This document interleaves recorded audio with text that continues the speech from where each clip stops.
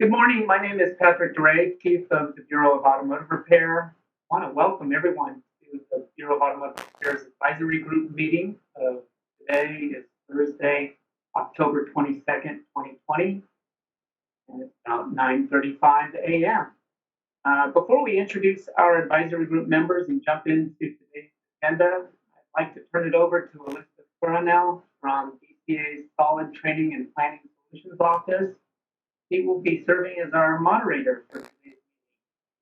I thank her and her team for the work that they're doing to pull this meeting off today. Thank you so much, Elizabeth, for joining us, and let's have you go over a few of the ground rules for today's meeting. Thank you, Patrick. Good morning. Just a friendly reminder to please mute microphones when you're not speaking. But good morning. Welcome to the Bureau of Automotive Repair's Advisory Group meeting. Before we get started, I would like to remind all the advisory group members and staff who are not speaking to please mute their microphone. If I hear any background noises during the meeting, I will mute microphones if it is a result of a microphone. I will also provide a brief reminder or, again, simply just mute the microphones as to not interrupt the meeting. We do have members of the public in the audience and meeting minutes are being taken, so I do ask advisory group members and staff to please identify themselves before speaking. To facilitate the public comment, we will be utilizing WebEx question and answer feature, the Q&A feature. When the Bureau Chief reaches a point in the agenda at which public comment is appropriate, public comment will be requested. At the Bureau's direction, I will turn on and announce the opening of the Q&A feature. Members of the public can indicate they would like to make a comment by clicking on the icon with a question mark within a square located at the bottom right corner of the WebEx screen. So I'm going to display the screen at this moment just as a demonstration, and I will be sharing it each time public comment is requested. In the Ask field, it's typically in the lower right of the WebEx screen. Once you activate that feature, you will type, I would like to make a comment, and you send it to all panelists. Any other communications will not be responded to. Members of the public, it is not necessary to identify yourself in order to make a public comment. I will be taking the comments in the order that they are received. I will call on the member of the public and then unmute their microphone. Please note the Q&A feature is being used only as a means for the members of the public to represent that they would like to make a verbal comment. Once unmuted, they will be able to provide their verbal comment. If any attendees utilize a profane name, they will not be called upon to prevent members of the public from being subjected to profane language. You are welcome to log out and log back in using an appropriate naming convention. While you're free to express your criticism or negative views, for the sake of the members of the public participating on the call, please do not use profane language when making comments to the Bureau. Thank you. Back to you, Patrick. Thank you, Elizabeth. Any questions from the Bar Advisory Group members? I do not see any. We will proceed. I just want to let everyone know that this morning's meeting webcast, a copy of which is available on our website shortly after the meeting, if not tomorrow, part of next week. All presentations for today's advisory group meeting have been on our website and available as of the 12th of October, so 10 days out when we did the notice for this meeting. We also we're fortunate to have a regulatory workshop that is going to be held not immediately following, about an hour after we adjourn from this meeting. We'll take a short break for lunch, about an hour, and we'll start up again at 2 p.m. and a workshop on proposed regulations that are being worked on by the Bureau right now, back and forth with legal counsel at the Department of Consumer Affairs on a very important regulation package to us dealing with smog check equipment and fraud prevention. So that will follow today's meeting at 2 p.m. All right, let's go to Bar Advisory Group introductions. I'll do the introductions for everyone. I think that'll help us get onto the agenda much quicker if no one has any objection to that. I did that the last meeting in July, and it seemed to go fairly quickly. In no particular order, just the list that I have before me. We have Lou Anapolsky, or Louis Anapolsky, with Knox, Lemon, Anapolsky, and Shrimp LLP. Jeffrey Cox with the Automotive Maintenance and Repair Association / Motorist Assurance Program, also known as AMRA-MAP. Also joining us today is Gary Conover with the California Automotive Wholesalers Association. In addition, we have Rick Escalambre representing the California Automotive Teachers. Johan Gallo joins us representing the California Automotive Business Coalition. David Robinette is with us this morning representing ICAR, also known as the Inter-Industry Conference on Auto Collision Repair. George Ritz joins us representing the California Automotive Teachers. Two representatives from CAT, California Automotive Teachers. Megan McKernan and Tim Chang representing the Automobile Club of Southern California. Nikki Ayers joins us representing the Independent Automotive Professionals Association. Jack Moladona representing the California Auto Body Association. David Kusa representing Automotive Service Councils of California, also known as ASCCA. Sir Vincent Gregory with AAA of Northern California. And then last, Automotive Oil Change Association is represented today by Joanna Johnson. Did I miss anyone? If I did, please let me know. All right. Those are our advisory group members and the alternates to those appointments that are joining us here on the meeting today. Thank you and welcome to all of you.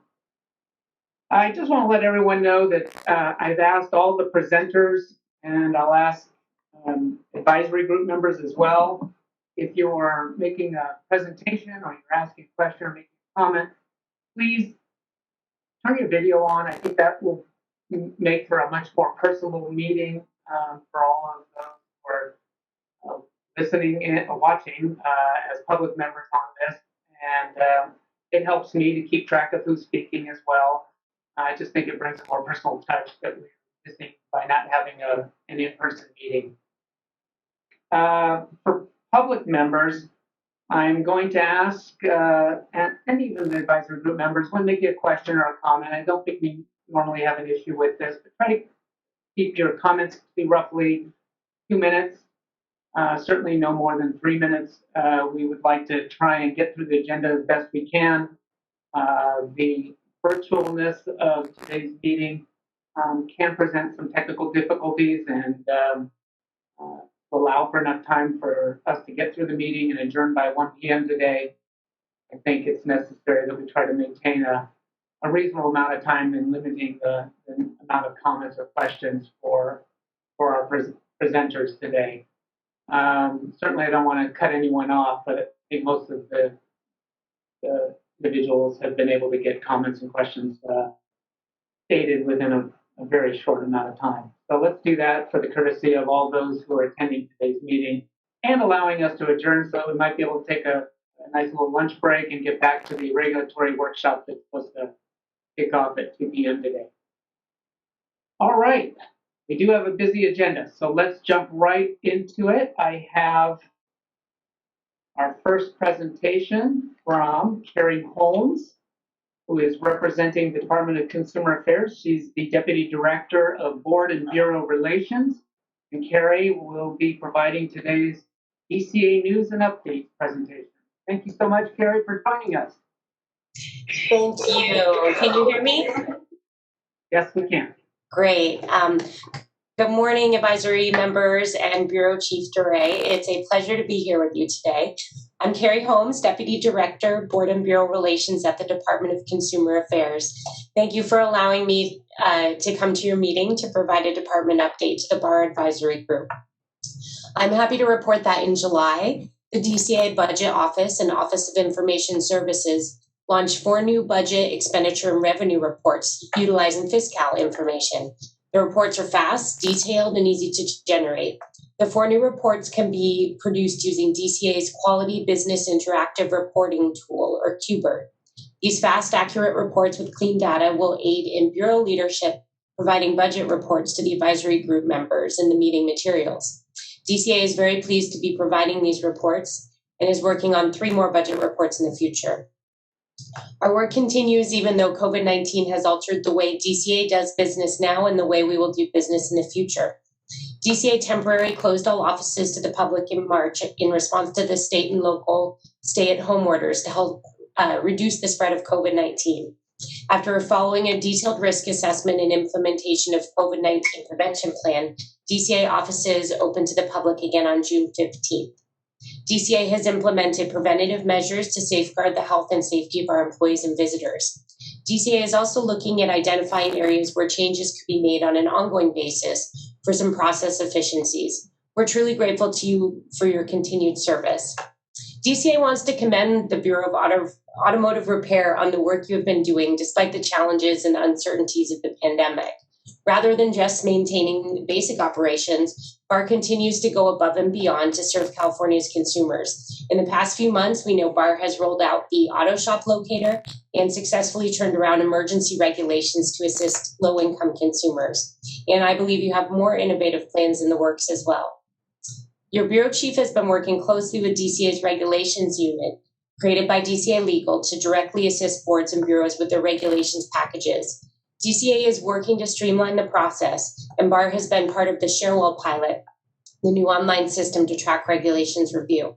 Regulations, timelines, and transparency are top priorities for Director Kirkmeyer, and DCA appreciates BAR's participation in the process. The Bureau plays an important role in protecting California consumers. I look forward to continuing to work with you and getting to know you.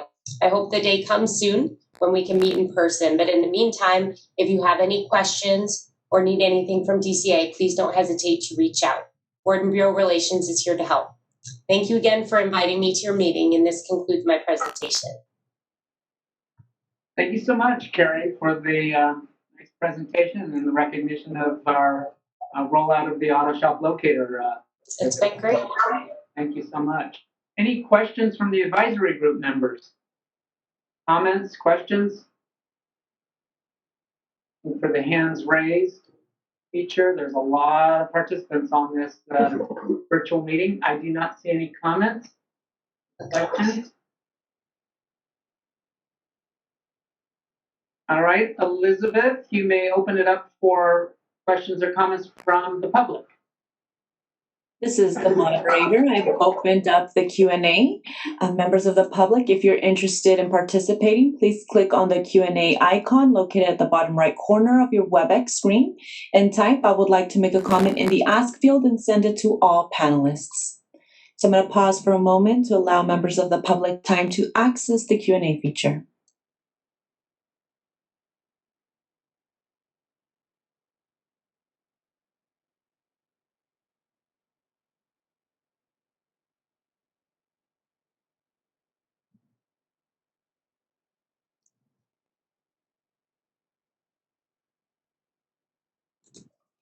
Patrick, no requests were submitted. Would you like me to close the Q&A feature?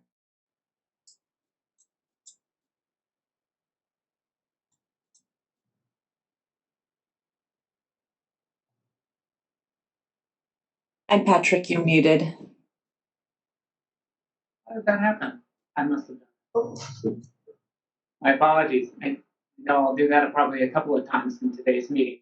Before we go to our next presentation, I would like to welcome Lisa Reinhardt, who is representing the California New Car Dealers Association. I see that she joined us after I spoke at the beginning and did the introduction. Welcome, Elisa. Did we do a mic check for Elisa? Thank you, Pat. I appreciate it. Sorry to be joining a little bit tardy. I was onboarding a new employee. No problems. And then I also noticed that I failed to introduce Bud Rice, who is an alternate member to the advisory group representing the California Automotive Business Coalition, along with Johan Gallup. Thank you, Bud, and my apologies for missing you.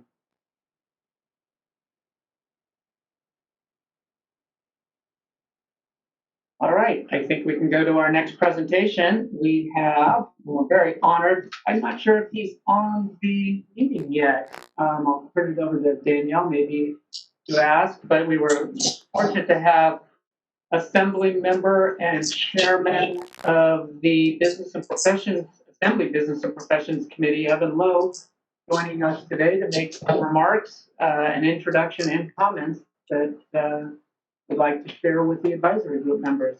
Danielle, I have not seen Assemblyman Lowe yet, or is he with you on the virtual meeting? Hi, good morning. The Assembly member is jumping from another meeting, so he will be joining us shortly, and he's trying to shift from that to this. But he will be getting on as soon as he can. Okay, so we will proceed with the agenda if it's okay by you and the rest of the advisory group members, and we'll plug him in after the next presentation, assuming he's joined us by then. I completely understand he's got a busy schedule. We're just very happy that he's able to join us this morning. Yeah, he was most excited about this, so he'll be on as soon as he can. Okay, we'll fit him in right after our next presentation, which is our standard update on legislation and regulations. Joining us today are Holly O'Connor and Lucy Sarkisian from the BAR's Executive Office. Welcome to both of you. We'll upload their presentation. Elizabeth, now? Yes, this is the moderator. Holly, I will give you the presenter role in just a moment. Your presentation is preloaded to this PowerPoint, and I'm going to give you the presenter role now. Thank you.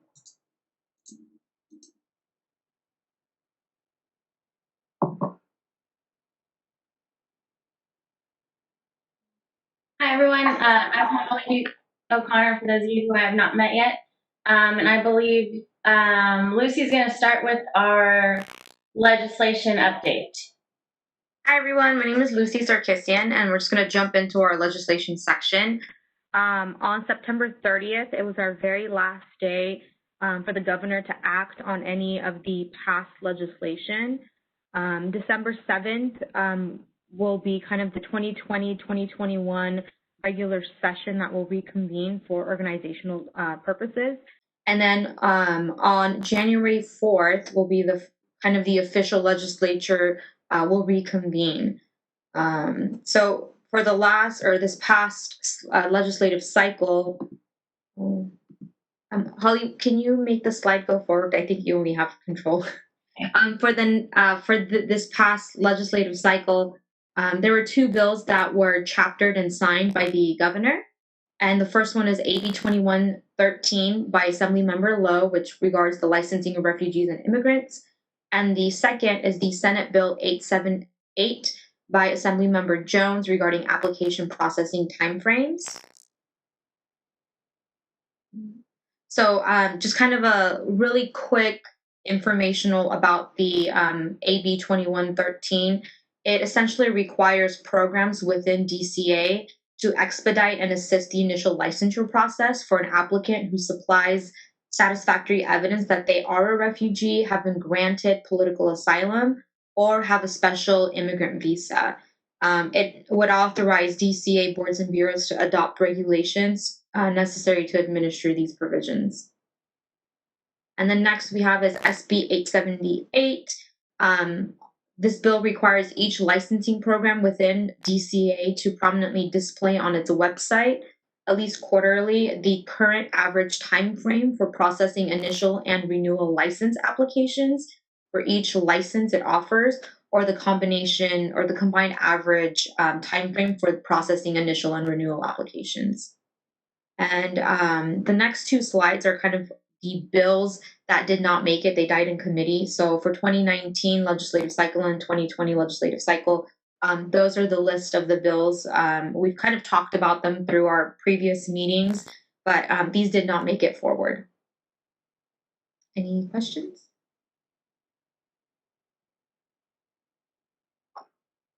Pat Ray, Chief of the Bureau.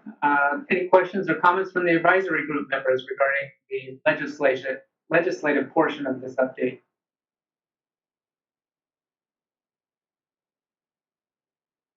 Okay. We'll turn to the regulations portion from Holly.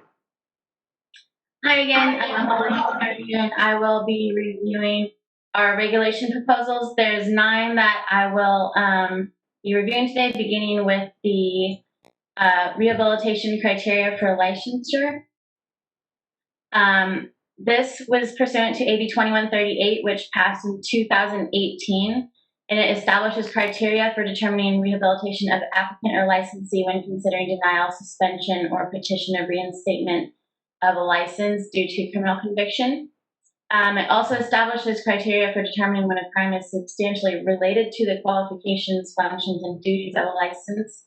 And this package is currently with the Office of Administrative Law, OAL, and their deadline to file this with the Secretary of State is February 19th, 2021.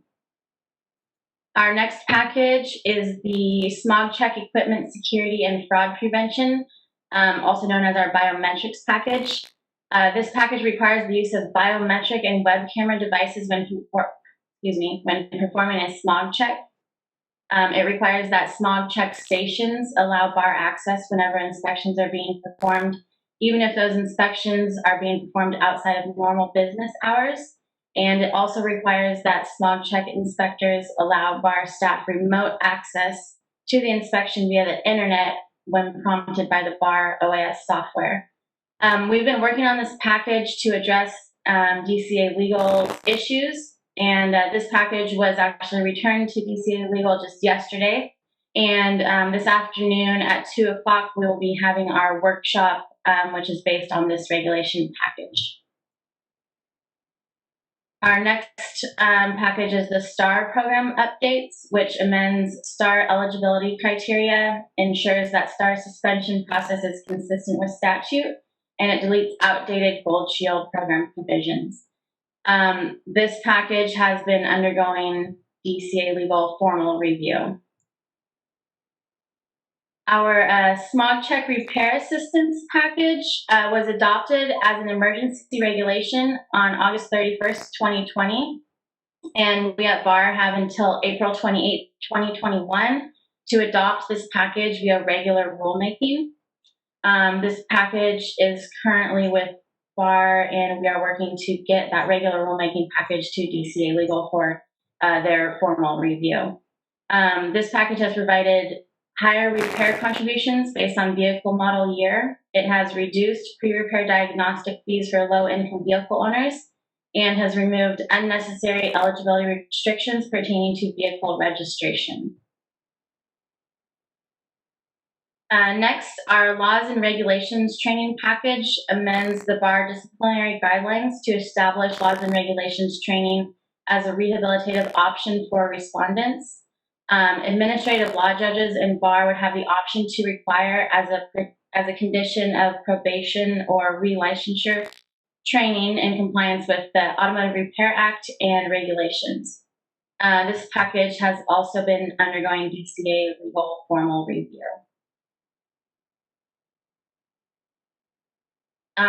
Just to let you know, the next 4 packages are all currently with BAR, and we are working to address DCA legal issues for all 4 of these packages.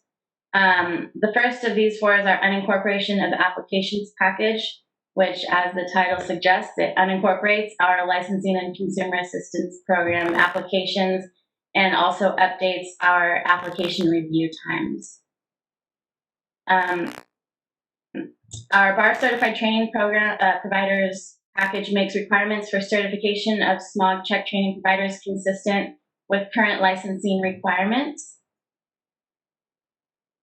our brake and lamp certification program package revises identification numbers for licensing applications, license renewal and equipment restrictions, handbooks on inspection procedures for brake and lamp systems, and brake and lamp certificates of adjustment and compliance.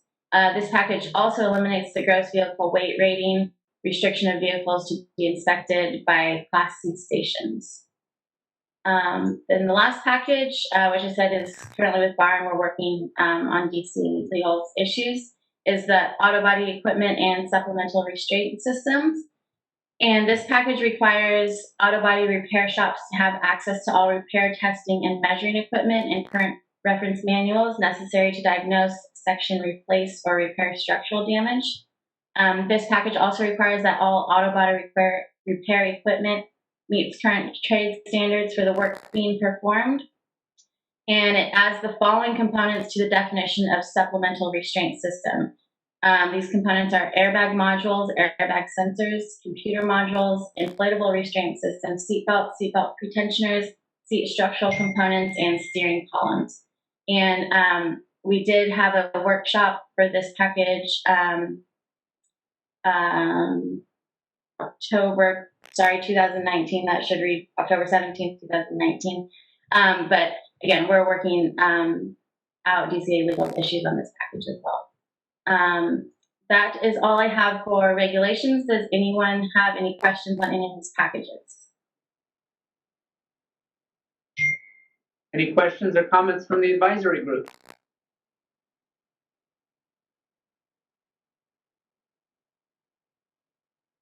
All right, I don't see any hands raised on the feature that's available on this WebEx format.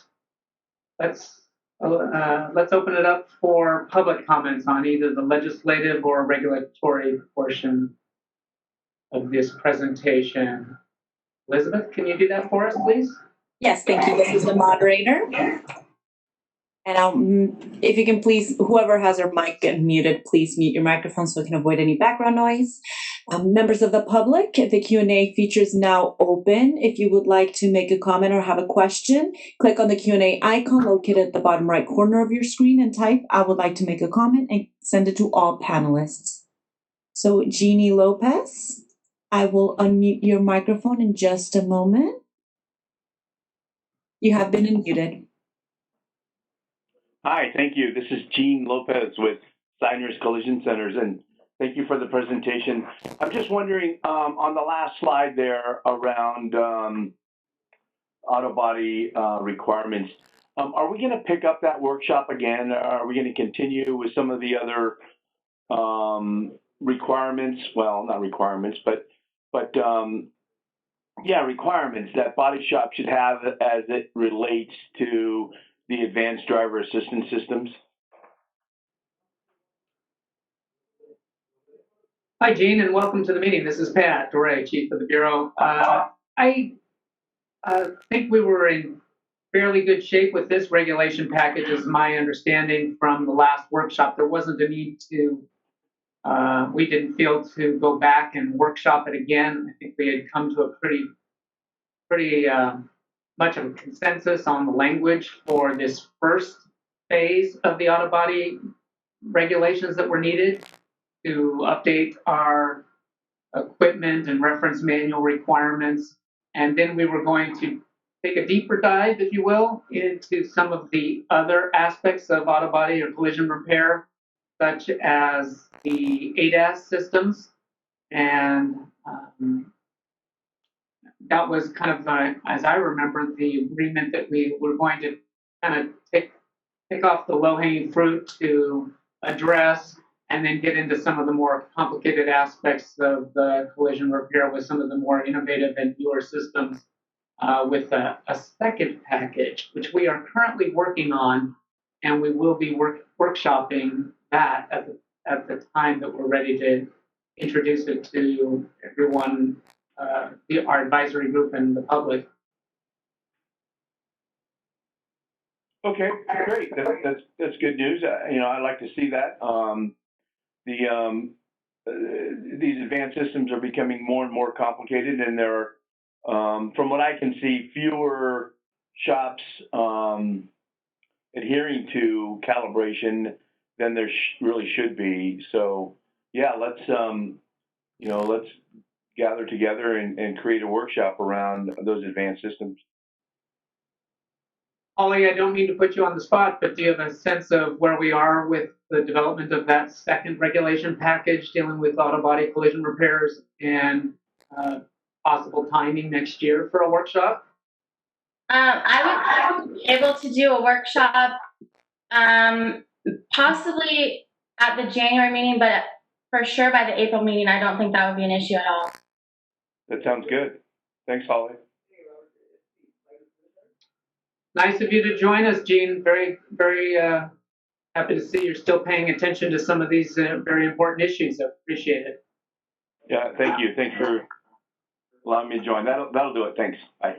I'll be on. This is the moderator. Thank you, Jean. I'm sorry for mispronouncing your name there.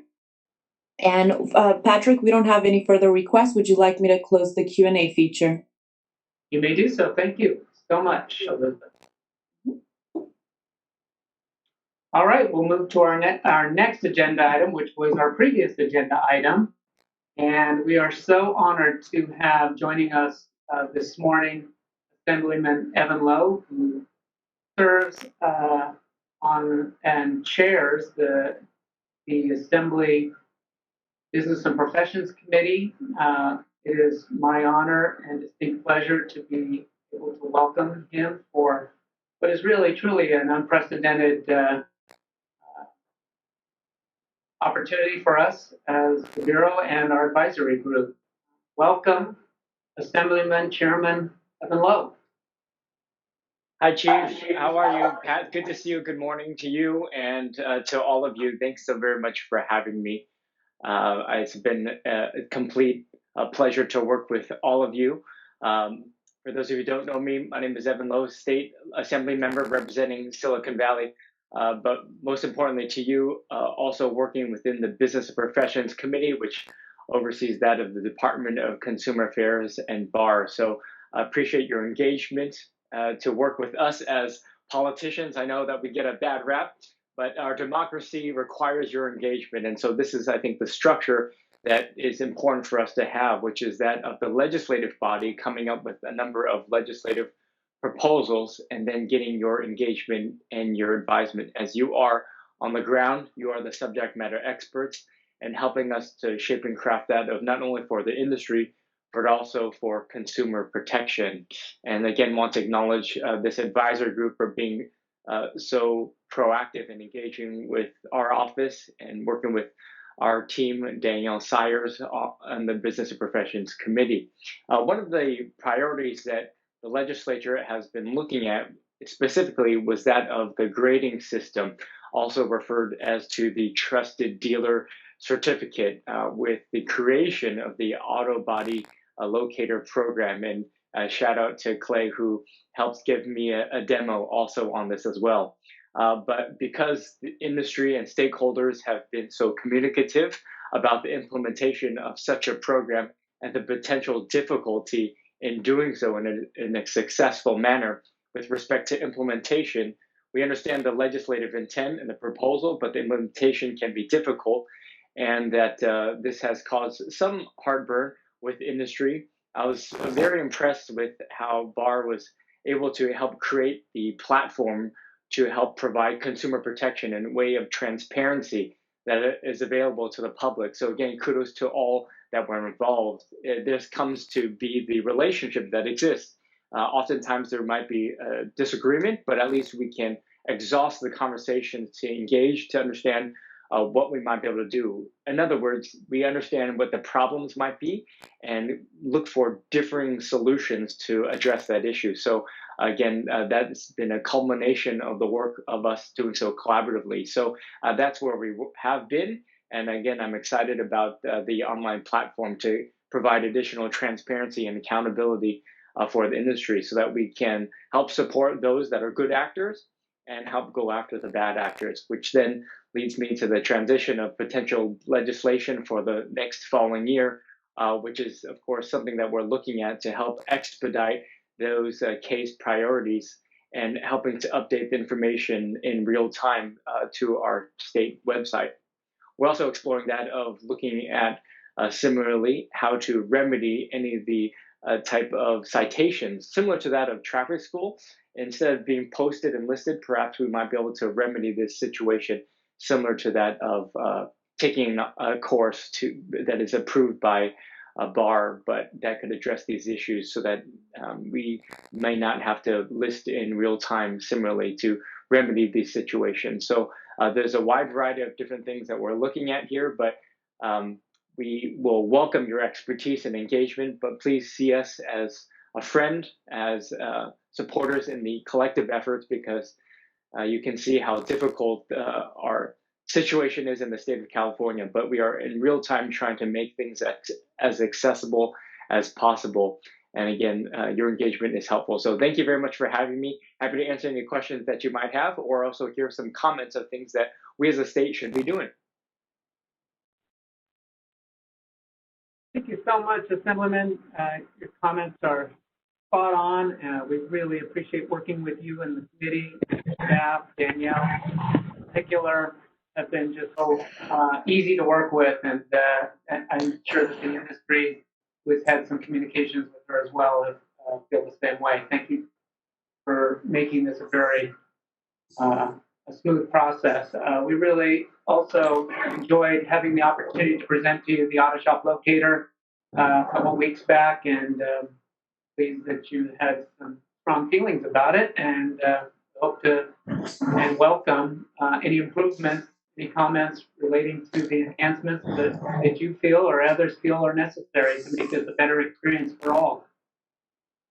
Thank you so much. I see a couple hands raised. I'll start off with Jack Maladona, representing the California Auto Body Association.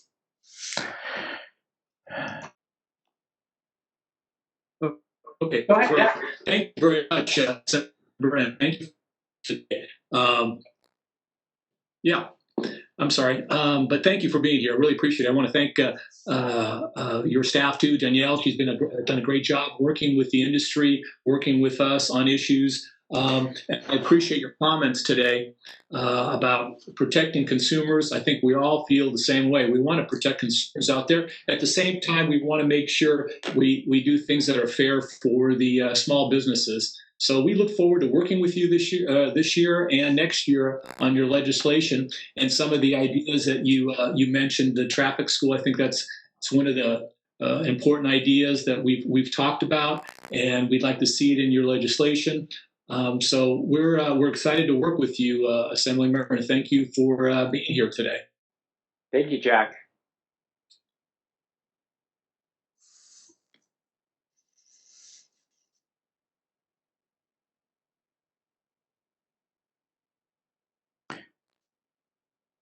Pat, you're muted, Pat.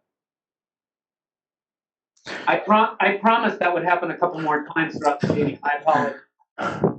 I also see a hand raised from Johan Gallo, representing the California Automotive Business Coalition, otherwise known as CalABC.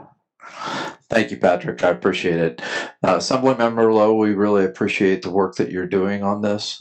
We think it's extremely important, and we've been doing a lot of work with Danielle and your staff to try and figure out a solution for this very complex problem. I think we do a lot to make sure that all stakeholders, whether it's consumers, the auto repair industry, the Bureau of Automotive Repair, that all stakeholders are served and treated in the way that they should be when they have automotive repair. So we look forward to working with your staff and yourself in the 2021 legislative session, and look forward to seeing the next draft of your bill. Thank you very much. Are there any other hands raised by the advisory group members? Dave Kusa, representing the Automotive Service Councils of California, I think happens to be in Assemblyman Lowe's district, if I'm not mistaken. I am. Thank you, Patrick. Good morning, Evan. And Good morning, Dave. Thanks for being here, Danielle. Thanks. As everybody said, great working with you and Danielle on this. I'm glad to hear that you're excited with the locator. We were when that was presented at our last meeting, was pretty exciting to see that that information is in one place, aggregated, so that consumers have a place to go to not only find bar certified or regular bar licensed shops, but they have the opportunity to see if there are any issues that are pending with that shop, because I know that's been a problem for consumers in the past. So that's good to know that we're doing that. The traffic school thing is great. We're excited about that. As a shop owner, the trusted dealer certification is a concern for me as a shop owner in our association, and only that it doesn't seem to serve a very good purpose, only in the fact that it's a voluntary type program, and it's as we talked about at our last meeting, it's kind of inviting the fox into the hen house.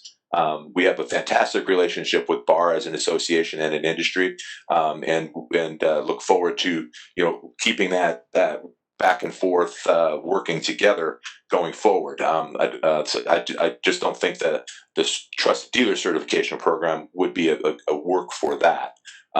But obviously continuing to work with you in your office is what we're looking forward to.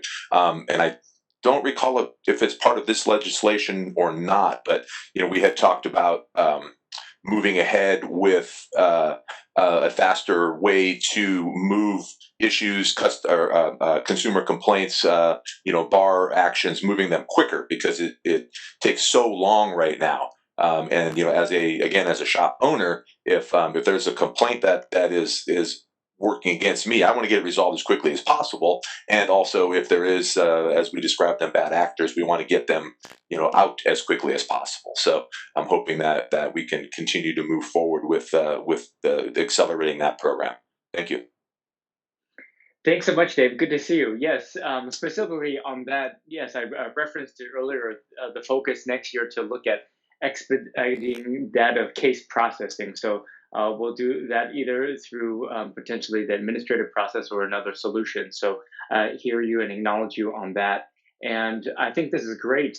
This is exactly you should actually know, as you probably well know, the association and the relationship to BAR is a unique one in which there's such a collaborative relationship.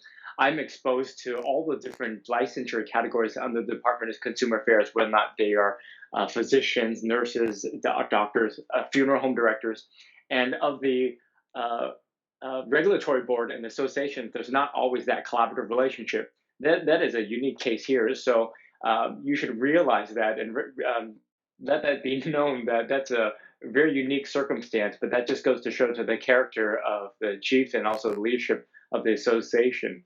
And that also goes to talk about the relationship with that of the legislative body.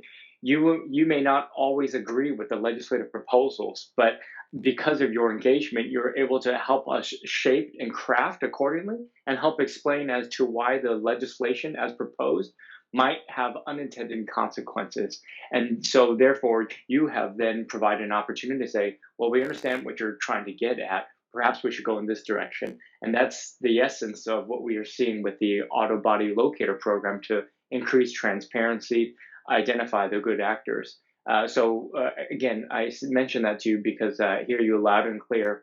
And that's the purpose as to why I want to have additional conversations with you, but also to reaffirm the commitment for your engagement so that we can look at legislation that makes sense for all the above, and that we can minimize the unintended consequences from that. Thank you so much. That was a wonderful response. I think we have time maybe for one or two more comments. I see a hand raised by Joanna Johnson, who represents the Automotive Oil Change Association. Joanna? Yes, hi. Thank you, Chief DeRay. Hi, Assemblyman Lowe. Thank you so much for being here. And also thank you for all of the work that you're doing and this amazing dialogue that you provide and that Danielle has provided. We so much appreciate it. I don't know if I'm the last one. I was kind of hoping I would be the last one because I have a related issue I just wanted to mention that affects everybody here as well. That's a consumer protection issue. And I'm just hoping that you'll think about this. We talk about this once in a while with the Bar Advisory Group, but it hasn't been the main issue. We have an ongoing problem with automakers tying service and parts to brand So that's Magnuson-Moss Warranty Act, but the enforcement has not been good on the federal side. And California is such an amazing marketplace. We're wondering if you might consider looking at some of these issues during the next session, because just one quick fix might be that most automakers now, when they sell or lease, they have a requirement that if you have a problem with the car, that you ultimately will have to go to arbitration first, right? You're going to have to go to some kind of dispute resolution. But in the end, they are not required to publish the models that are problem vehicles. So under federal law, they would have to do it, but FTC doesn't require it, but California could. So we have a bunch of hidden problem cars that don't come to light for years and years and years. And at the same time, those same models generally have tie-in brand sales and service. So it's a huge consumer protection problem. So this might be the first time you're hearing about this one, but I hope that we could talk about it later, because California is really the only state that could possibly tackle this, if you're interested. And thank you for listening.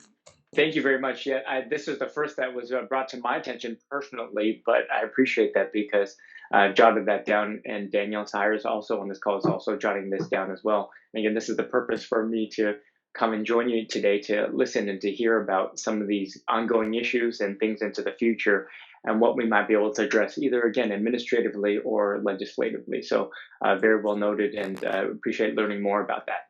Thank you. Thank you. All right, I'm not seeing any other comments from the advisory group.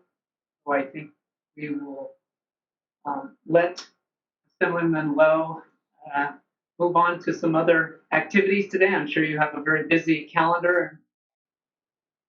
Can't thank you enough and appreciate so much your time today, Assemblyman. We look forward to working with you in the coming year on the next iteration of your legislation from this current year, AB 2454. So we look forward to continuing to work with you in the dialogue that will continue with your committee staff and the industry and the department and the bureaus. So thank you so much for joining us today, and we'll see you soon.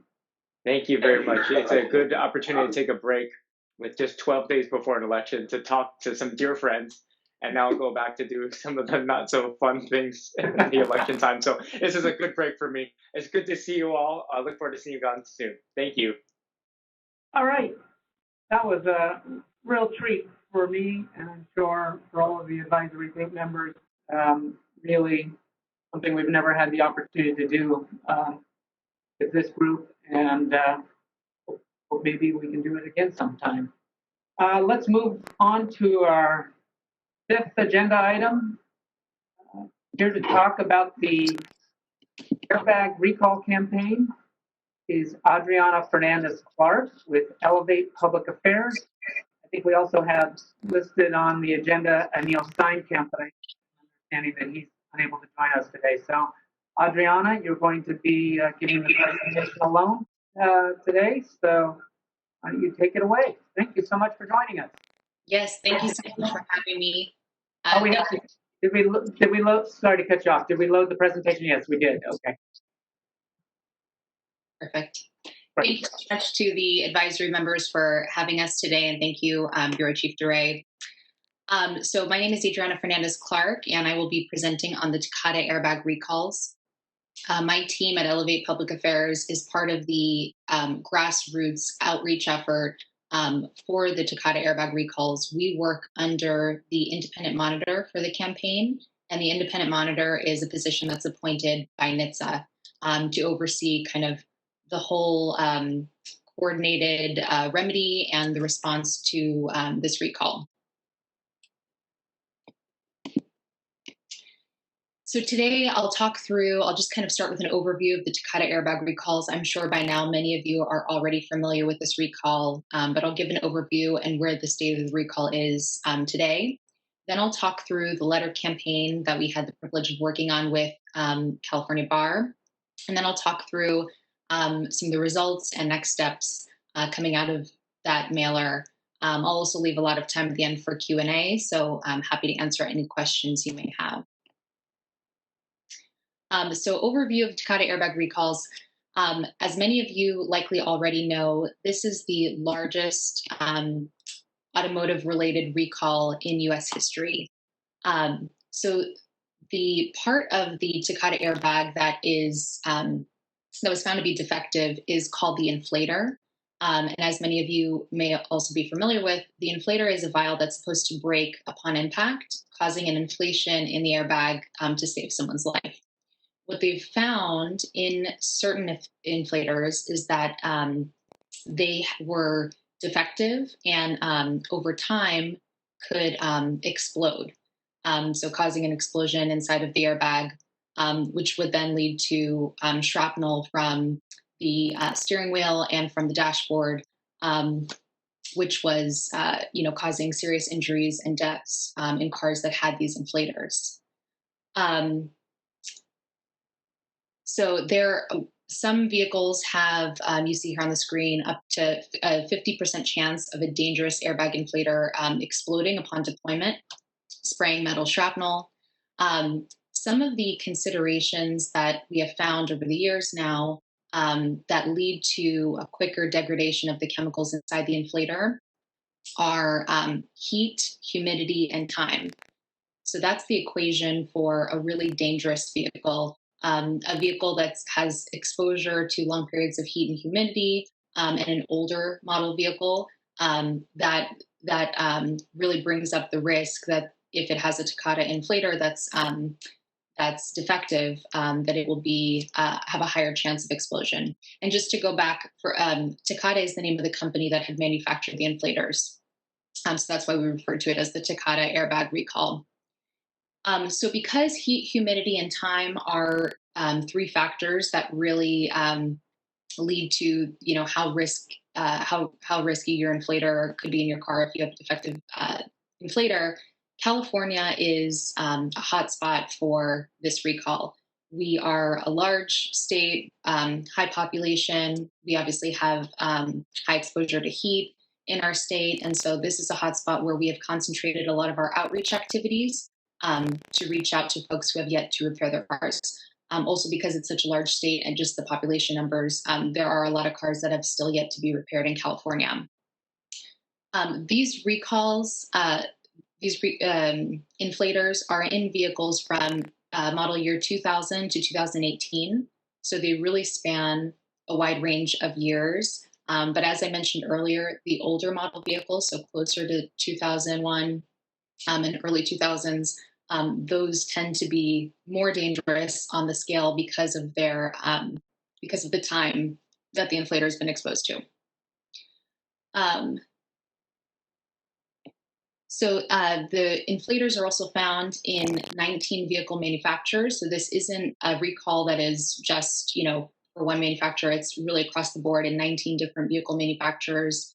You can see here there are over 1 million defective airbag inflators currently in the state of California alone. So still a really large number of unrepaired vehicles. And the fix is free.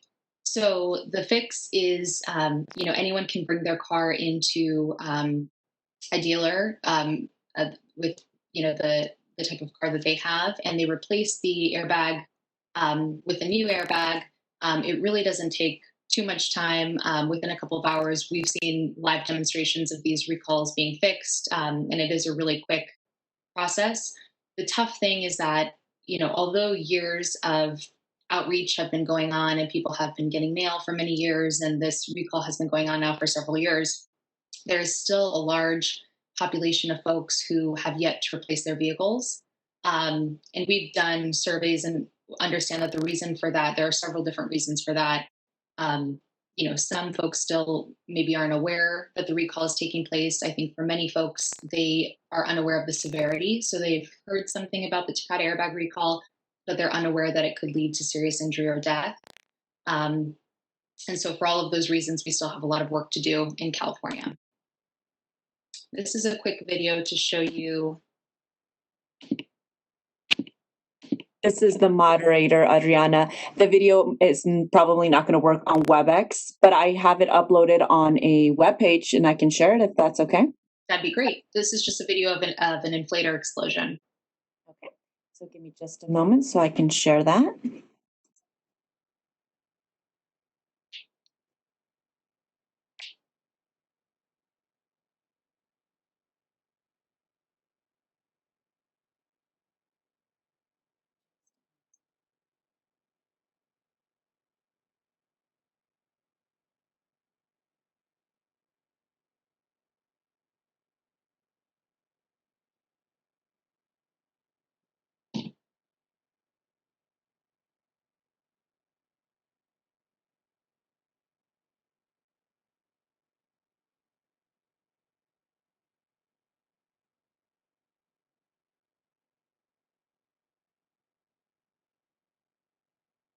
Thank you.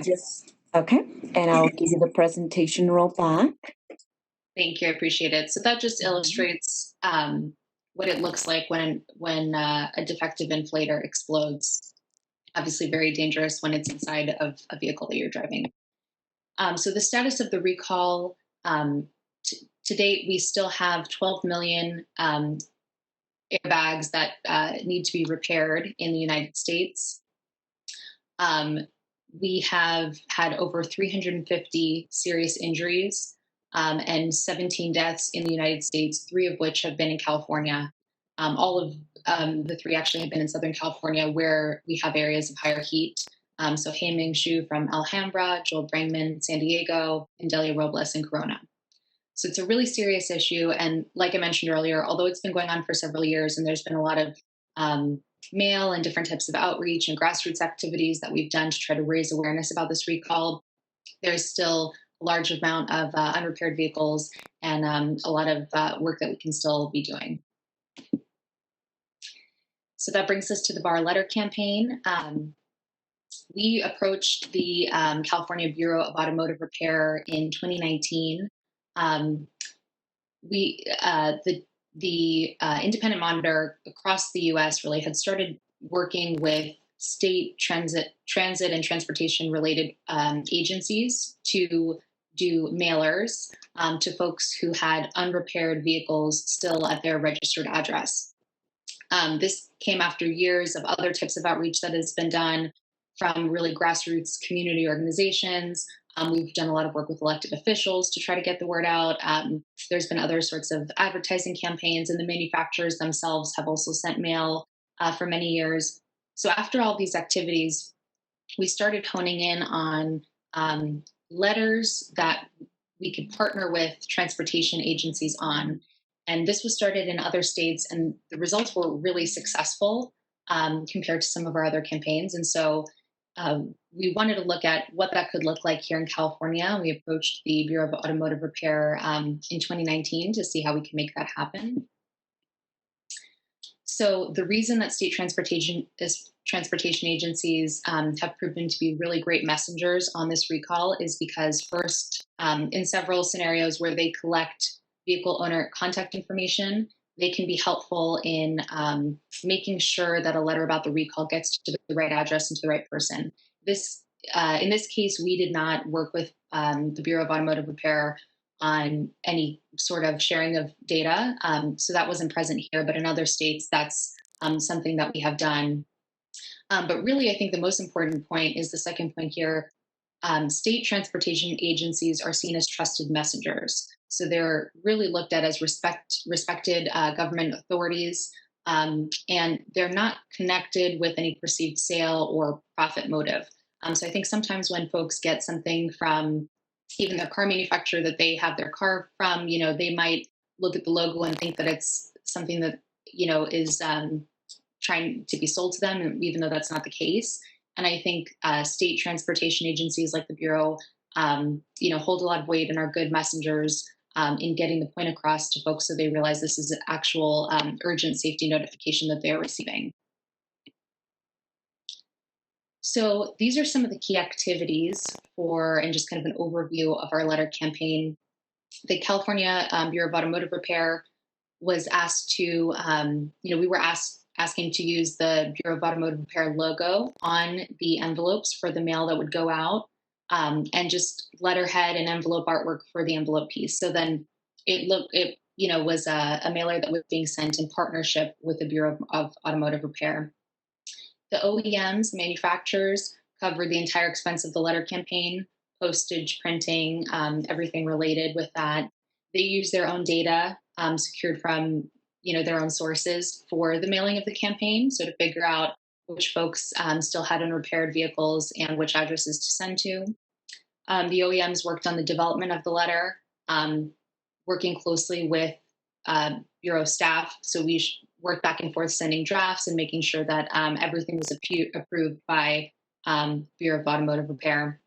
And then we tracked and shared, the OEMs tracked and shared results, which we're happy to share with you today. These were the 13 participating OEMs that participated in the mailer. And this is just a sample mailer. It kind of shows you an example. We had a bold headline that had a call to action, so people recognized right up front that this was an urgent safety recall. We personalized the letters with the owner's name instead of just dear vehicle owner. We customized it with the year, make, and model of their vehicle, so they would realize when they opened this letter that this was indeed for them. And again, just clear language throughout, making sure that they understood about any offers that might be available. So some manufacturers offer loaner vehicles, especially for some of the older model, really the most at-risk vehicles. So we had information about any offers that would be available there in the letter. And then we had a call to action, step-by-step instructions with a phone number and website for how an affected vehicle owner could take action and get their car fixed.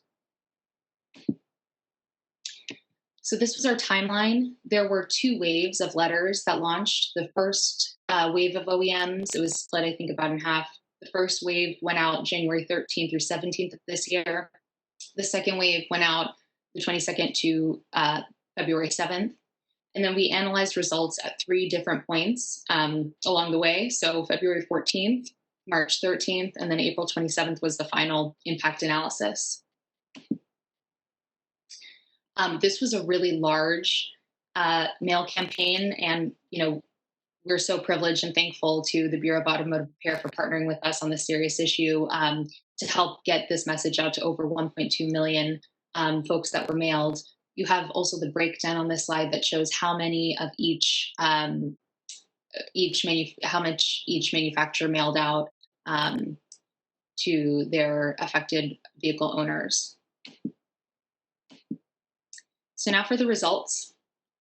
These 2 graphs, and I'll try to zoom in so you can see a little bit more here.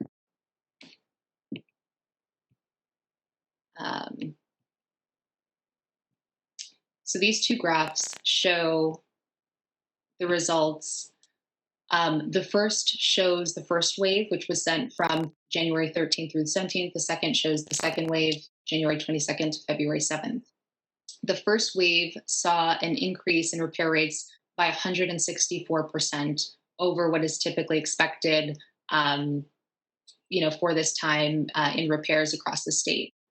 And the second wave, as we were getting closer to, kind of the shutdowns that came from COVID-19, the second wave, we saw an increase by 132%, which is still really great. But it kind of shows how we started dipping down as we got closer to March. Zoom back out here. So the repair rates really peaked at 8 weeks following the time that folks received the mailer. And that's pretty normal. That's what we see in other states too across the board. It takes a few weeks for folks to open up their mail, make an appointment, go get it fixed. So that was the average amount of time of when we saw the repair rates peak. 140,000 inflators were repaired during the time we were tracking for these mailers. And the difference in repairs of what we expected and what we can directly attribute to this mailer is 43,000 inflators that were fixed. So we're really proud of that number. That's a really phenomenal number that we can attribute back to this mailer that was done. So again, just touching on the COVID-19 impact, we think that this mailer was extremely successful.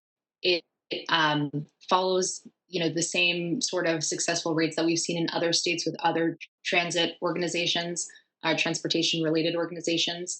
COVID-19 did have an impact, we believe, as shutdowns started happening in March. A lot less folks were scheduling repairs, but we do still think it's in line with what we've seen in other states, even with that impact. And so just quickly on next steps, we just want to thank everyone from, BAR staff and the whole team at BAR for their partnership and support on this important issue. We would be happy to partner with the Bureau again, whether it be through an additional letter campaign. We also understand that BAR has a mediation program where they touch thousands of drivers annually, directly. And so whether it's giving information that could be handed out to drivers through that program, or helping, some way check VINs while folks are going through that program, we have a lot of different opportunities, and we'd be really happy to share and see if there's some opportunity for future partnership with this group. So I'll stop there. I'm sorry I went a little long, and I'll happy to take any questions. Adriana, thank you so much. Let me get my video going. There we go. Adriana, beautiful presentation. I can't thank you enough for the partnership with your public affairs office. When you first approached us, I'm not sure when it was, a couple of years ago, maybe. This was a no-brainer for us. I mean, anything to protect consumers, and when you're talking about lives being protected, that's where the Bureau has definitely got to step in and assist where in any way possible. And but a few hoops and hurdles, the government bureaucracy being what it is, to get through, but we were able to do so and get push the envelope on getting this done and getting the letter drafted in a way that worked for us. And I appreciate everything you did to make this happen with the manufacturers, and every life saved in California or nationally on this issue is critical to us as Californians and as citizens of this country. So thank you so much for your presentation today. I appreciate the summary and look forward to continue working with you on other opportunities to protect consumers. Let's see if there are any questions from the advisory group. Do I have any hands raised? Pat, I don't seem to have the hand raise function on my screen, but I would like to make a comment. Why don't you do so, George? I don't see your hand raised, but that's okay. We'll go ad lib here, and you were the first to jump in here, so go ahead. Thank you for the presentation and the work you're doing. But I do have a couple of issues. I have in my hand a recall letter from General Motors for my 2011 vehicle, and as recently as June, the parts were not available to replace the airbags. In addition to that, I did not get any letters from this campaign. Well, yeah, happy to speak about it. And I don't know, I know Neil was going to be potentially joining me for Q&A. I'm not sure if he has joined, but I'm happy to just jump in there. There were issues. So because it was such a large recall that had been rolled out over years and millions of impacted vehicles, there were issues with parts availability. And so that was one of actually the big hurdles that we had from a communications perspective, because folks had been hearing for years that their parts weren't available, or for some time that their parts weren't available, depending on the model. And then we were trying to come in and say, no, parts are available now, go in. And so there was a lot of kind of communications hurdles that we had to address on that issue. For your specific vehicle, my understanding is that the vast majority of vehicles now have the parts available. I didn't know that there were any that still do not. But because this affects, like we said, over 19 manufacturers and many different makes and models, I don't know the specific vehicle that you had, but I'm happy to connect offline on that part. And I'm not sure, I'm not sure about the specific considerations for your vehicle. But like I said, I'm happy to connect through bar staff if you want to offline, and I can help get you some answers. That sounds good. Adriana, I'll connect you with George after the meeting. We'll get you his contact information. The two of you can touch base, and I don't know if that means putting him in touch with what make and model of the vehicle it is, George, but we'll possibly get him in touch with the manufacturer, I guess, relative to this. It's a pretty popular vehicle. It's a 2011 Tahoe. There's lots of that model out there. So, and you're the original owner, correct? No, I bought it used, but I did get a safety recall letter. Well, you did. Yes, but nothing on but this. Not part of this campaign. That's correct. My letter is dated July 4, 2014. Correct. Good for the manufacturer. 16. Yeah, I'll check in with them. I'm happy to check in. We do have a list of all of the makes and models and years that I can also go through. It's a really long list, but I can go through and find your year. So I'm happy to do that, and I can connect you with the manufacturer as well. Okay, thank you. I don't mean to take the committee's time for a personal problem, but I thought it was pertinent to this. No, it's helpful. Thank you. Thanks, George. Other advisory group member questions or comments for Adriana? I'm not able to scroll on the long list of participants any longer. I don't know what the hiccup there is, but any other? Joanna Johnson, I understand, has her hand raised with the Automotive Oil Change Association. Joanna?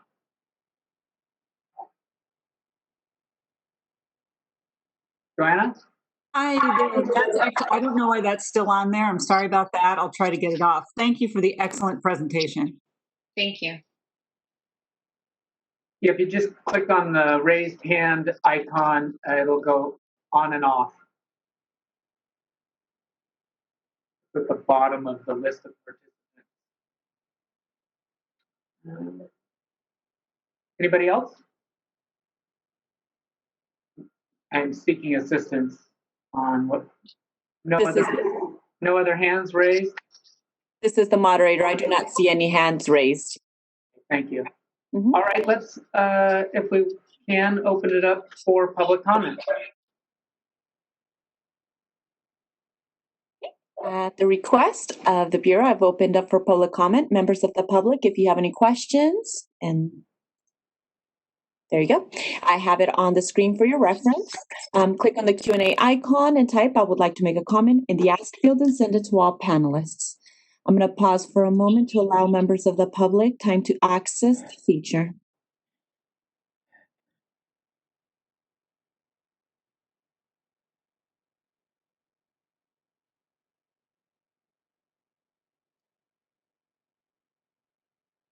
Patrick, no requests have been submitted. Would you like me to close the Q&A? Yes, please do. Thank you very much, Elizabeth. I did see a hand raised and then it shot down from Johan Gallo. John, was that in, did you have a question or comment, John? No, I'm good, thanks. Okay. All right, I think seeing no other questions or comments with the hand raised feature being exercised here, I think we'll close this agenda item. Thank you so much again, Adriana. We'll get you in touch with Mr. Ritz offline after the meeting, and hope all works out well with his recall effort for the vehicle he owns. Thank you again for the presentation. Excellent. Thank you for the support.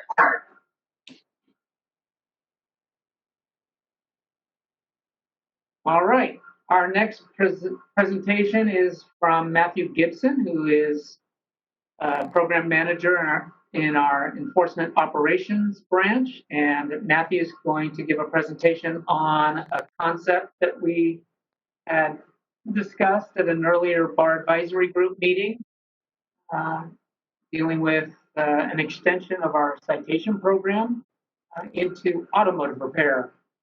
Currently, our smog check citations are limited to smog check program violations, as well as unlicensed or unregistered activity going on within the industry. So looking at it, potentially expanding that and taking it to automotive repair transactions. Hoping to put a cap on the types of violations of our various statutes and regulations. It's potentially endless. And I think that was the big challenge when we gathered a group of internal experts here at the Bureau of Automotive Repair, is to really make sure that we didn't go crazy on this, because it could be all consuming and take us away from other activities, investigative work on very serious and egregious violations that go well beyond a citation. So we don't want to distract from some of those other priorities here at the Bureau. But we certainly thought that there might be room for expanding our citation program into other areas. Because right now, in the area of automotive repair, there's a lot of education that goes on with Right at Right presentations by our field offices and field representatives, working closely with the industry, sit-down meetings known as office conferences, or even proactive conferences where we reach out to the industry, talk about potential concerns regarding compliance with the Automotive Repair Act and our regulations, and then going all the way into revocation action, discipline the license, revoke the license and registration that is owned by the automotive repair dealer. So there's really nothing in between to kind of look at violations potentially of the Act and our regulations. So we thought maybe, given Assemblymember Lowe's legislation and some of the concerns that may have triggered that legislation, as well as some things that were brought to our attention through various outside sources, including the media, we thought we would take a look at something like that, and have made it very transparent that we wouldn't want to do this without involving our regulated industry. So we made it very clear that we were going to establish an internal group and then circle back with the advisory group with a presentation. I'd hoped to do so a little earlier this year, but obviously with the pandemic, got a little challenged with one of the meetings having to be canceled in April, and then July just didn't have enough time and space on the agenda to fit it in. So we were able to do so today. Again, by no means is this presentation the be-all and end-all of possibilities or even a final proposal. It is just merely some things that we looked at and want to share with you the result of our task force findings. So I think some of the things that Assemblyman Lowe was talking about with respect to a traffic school type training program available to clear a citation, for example, kind of are contingent on BAR developing something in this area. So we will look at working any potential regulations in this area very closely with any changes to his legislation that might be forthcoming in the coming year. So a long-winded introduction before we even get to the presentation, but those are some of the things that I wanted to share with you before I turned it over to Matthew Gibson. Matt, are you up and you got your presentation loaded? Are your mics working fine? You ready to start? I think it's Sounds good. Right. And let's have you start. Thank you, Matt, and welcome. Thank you, Pat. Let me see. I am Matthew Gibson. I'm a program manager in the Bureau's operations branch, and I'm here to present about our automotive repair citations concept. There we go. So in January 2020,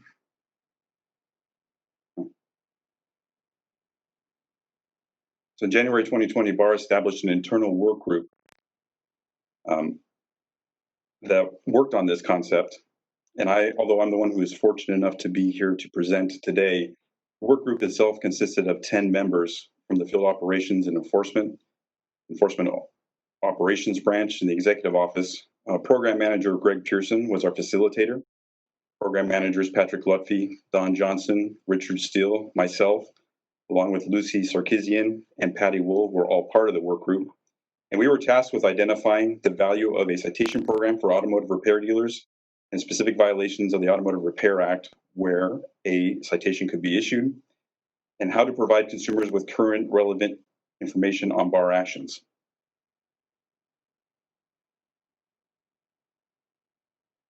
So historically, the violation notification process depended on the issue that was being identified. Citations, so in our inspection and maintenance or smart check program, citations are generally generated and issued primarily based on our undercover runs to verify test procedures. And that process is covered under Article 11.1 of Chapter 1, Division 33 in the California Code of Regulations. Citations are generated and are also generated and issued related to unregistered or delinquent automotive repair shops, and that process is covered under Article 11.2 of the California Code of Regulations. But violations being identified during consumer complaint investigations, whether it's consumer protection operation or our general automotive repair function, or even smart check consumer complaints, those violations have been documented in various ways over the years. So for a long time, we had something called the notice of violation, but that went away, or we moved away from it in December of 2001. For a short period of time, we had something called the advisory notice, which looks a lot like a station inspection report, but it had a different title on it, and it was just used for documenting compliance issues. Now we use the station inspection report to not only document compliance issues, but also other items such as records requests or statements that we want to get documented.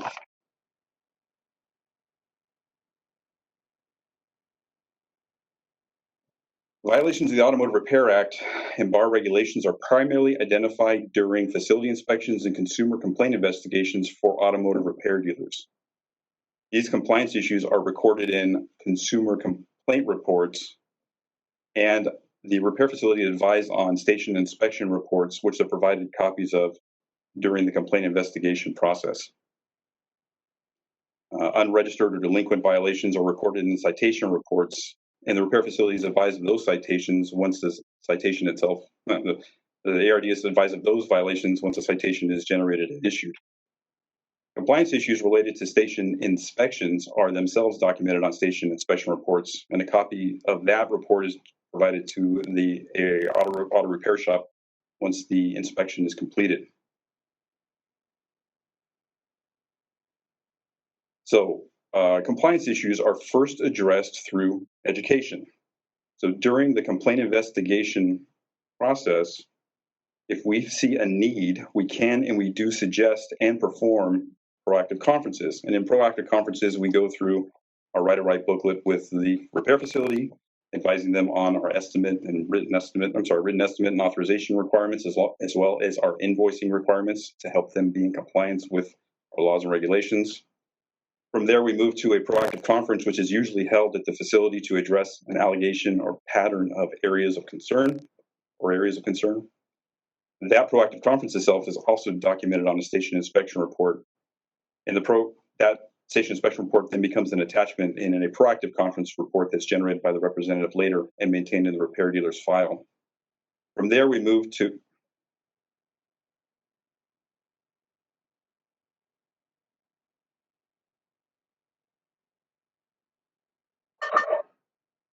Matthew, I think we lost your mic. We lost him too. Might have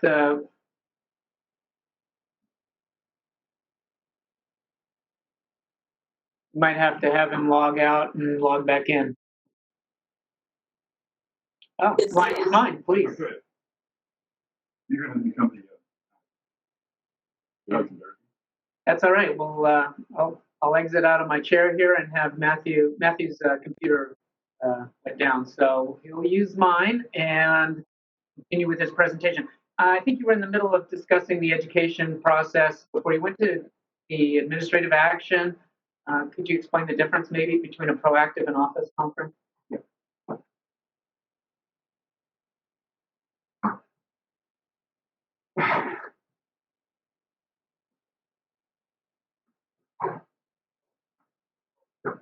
Sorry about that.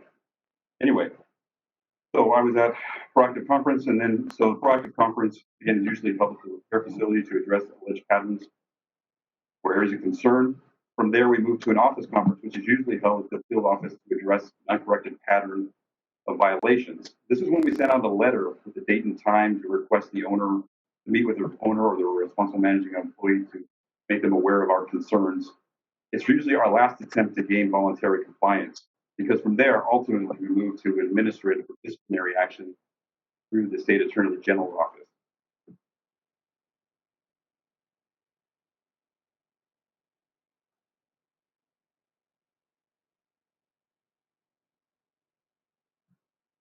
I apologize, everyone. That's what something right there.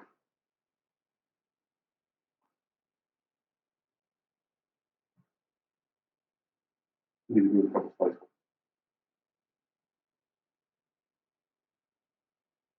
Oh, I'm going backwards. The arrows. All right. So, in the work group, we reviewed the need for additional enforcement options to address most concerning areas for consumers of bar, feasibility of addressing specific business practices of concern through a citation process, and the impact on bar and external stakeholders. Some of the areas we reviewed, issues we reviewed, were sections of the Business Professions Code and bar regulations covering all aspects of automotive repair. And by that, I mean all authorization and written estimate requirements, invoicing requirements, and all disclosure requirements within Article 7 of the California Code of Regulations. We also looked at ignition interlock device installation, the brake and lamp program, posting of signs and licenses. But ultimately, we settled on a few specific areas. First one was untrue or misleading statements. Over a 3-year period, BAR identified 3,316 compliance issues with this section during consumer complaint investigations. 466 repair shops had repeated issues with this section. And when I'm talking about untrue and misleading statements, they can be on the minor end of the scale or they can be more serious. So on the more minor end of the scale, I'd be talking about a repair shop who incorrectly recorded their address or incorrectly recorded their ARD number, thereby creating a document that is untrue and misleading. But on the more serious end, I'd be talking about a repair shop that recorded parts and labor that were not performed as invoiced and paid. Given that range, we settled on the citation for this would focus on 2 areas. One would be false advertising, and an example would be like an engine rebuilder that advertises a low price, unrealistically low price for an engine rebuild that once we look into it, we find none of his customers ever get. And the other area would be recording labor not performed and parts not supplied on an invoice, but not fraud, where we cannot establish intent. The next area was gross negligence. So over a 3-year period, BAR identified 185 total compliance issues with this section during complaint investigations. 5 repair shops had repeated issues with this section, but we recognize that the gross negligence would need to be further defined through regulation. We have this as an example, which would be a deviation from a standard of care that could perceivably result in injury or significant harm to the consumer's property, and or the public. So gross negligence, we're talking about a safety issue. And the best example I could think of when I was working consumer complaints was when a facility filled up a brake master cylinder with power steering fluid, causing the seals within the brake system to start to swell. And as the consumer drove away from the facility, the brakes locked up, causing an uncontrollable skid. Another area we looked into was accepted trade standards. BAR found over a 3-year period, BAR found 1,614 compliance issues related to this section during consumer complaint investigations, and 165 repair shops had repeated issues. The citations Well, let me just say this: accepted trade standards. We are talking about all the regulations in Article 8 of the California Code regulations. And the best example I would think, or an example for this would be failing to perform auto body repairs in accordance with OE or nationally recognized periodically updated reference material, like sectioning a frame rail or a quarter panel when it's not appropriate, or sectioning it in an inappropriate place. Citations would focus on areas in which trade standards currently exist in bar regulations, such as auto body and automatic transmission. We also focused in on maintenance of records. Over a 3-year period, BAR identified 3,355 compliance issues related to this section during complaint investigations, and 230 facilities had repeated issues with this section. We also focused in on equipment requirements for auto body shops, and also referral fees for towing services. So that leads us to fine amounts. We would need to establish minimum and maximum fine amounts. In assessing a fine amount, BAR would consider the gravity of the violation, the good faith of the licensee, the history of previous violations, and automotive repair citations would not impact STAR eligibility. Upon issuance of a citation, the citation itself would need to describe the nature of the compliance issue, reference a specific provision of law, provide information on how to appeal the citation. The registrant could choose to pay the citation or appeal the citation informally and or formally. And the informal and formal appeal process would be handled similarly to our current citations, talking about smog check and our citations for unregistered facilities. Which takes us to what our next steps would be. And our next steps would be the input from the industry and other stakeholders, such as yourselves. We would need to draft regulations, hold regulatory workshops. We need to finalize a proposal. And we would need to obviously have a DCA review. And with their approval, we would file regulations with the Office of Administrative Law. And then we would go to a formal comment process. That is the end of my presentation. Now I'll take any questions. Matt, thank you very much for the presentation. Yeah. Hold on a minute. Getting some feedback. Playing a little game of musical chairs here for all of you. Sorry about that. I'm showing up under Zach Richardson's office. We'll open it up for questions and comments from the advisory group members. I see a hand raised by Johan Gallo. Yes, thank you, Pat. I think one of the things that we keep looking at as far as the citation and fine program is trying to figure out the whole process. And I think you made a very good point that when the notices of violation went away, all of a sudden we're kind of left with a station report that really doesn't give you, I guess, much teeth when you're really trying to address issues. And so I look forward to working with the bar staff and trying to come up with a progressive discipline policy and program that the punishment fits the crime. And I think that's one of the things that a lot of the members for Cal ABC and a lot of industry members throughout different associations are concerned about is what are the fine levels going to be? What's the discretion of the field staff with BAR? And I think I would be remiss if I didn't bring up the fact that it seems, and I realize with COVID-19 that really changes the landscape for right now, but one of the things that we felt has been a very effective tool for BAR over the years is the use of the office conference. If you want to get somebody's attention, you send them a letter, and then next thing you know, they're in your office. And so I think we look forward to working with you in the workshops to figure out what is the citation and fine program going to look like, what are the fines going to be, and what are the remedial courses? I know that in Assemblymember Lowe's conversation, he talked about traffic school, and I think that's a very fitting concept when we look at too often what we have is we have a lack of training with service advisors. I think when I was working with auto advisory and doing dealership audits versus regular retail audits, too often the problem is found with the service advisor not properly documenting and getting the information that they need. So I think an important component of all of that is to make sure that we have, like you have already, many times when a shop is in trouble, they have the Right It Right class and they do a workshop with the employees there.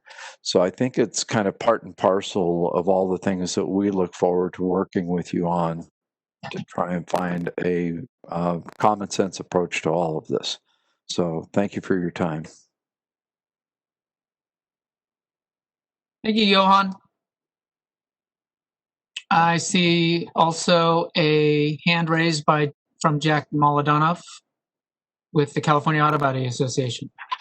Thank you, Matt, for the presentation. I do have some questions on your slides, and it was slide number 8, the one dealing with untrue and misleading statements. Okay. Yeah, so that section of the law that you're referring to, the Business and Professions Code, section 9884.7, that section A, it's sometimes referred to as the bona fide error section, but if a shop can show that it was an error, a bona fide error, then they wouldn't be responsible or guilty of these infractions. You did mention that in your comments. You said there's from a minor scale to a larger scale, but some of the minor violations could be, for example, odometer missing, the reading missing, correct? It could be if you get verbal authorization and you get the customer's name, address, the date, but you don't get the time. So technically, that could fall under this category. Is that right? Well, if you're talking about authorization, usually those violations we cover under Business and Professions Code section 9849. Odometer readings we cover if we were using the 9847A sections. Odometers would be 9847A2. But the bona fide error would apply, obviously, does apply to 9847A and all the subsections after that, except for one, because intent isn't necessarily part of an untrue as written. Right. I guess what I'm saying, with respect to this, it's titled untrue and misleading statements, but some of the errors here, or some of the things we're talking about on the minor side, really deal with, like I said, missing a phone number on the verbal authorization, or maybe the car was they checked the wrong box instead of the car was towed in, maybe it was driven in. Something that's, in my opinion, would be minor. These types of violations, or at least we characterize them here as untrue and misleading statements, and I just think that's just mislabeling them because I think they're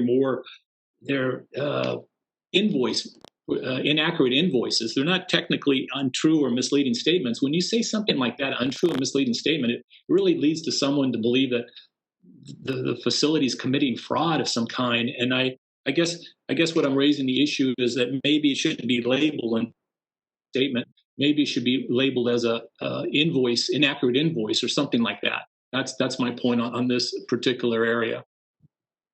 Okay, I guess fundamentally, from my perspective, and I think as I'm speaking for the group, is that the intent of this is to provide information to consumers so that they will make more informed decisions.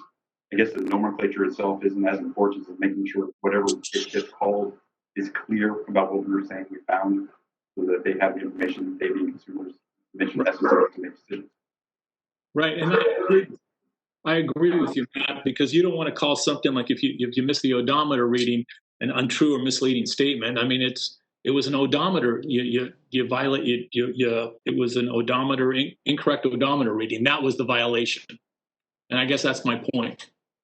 And I would also say that.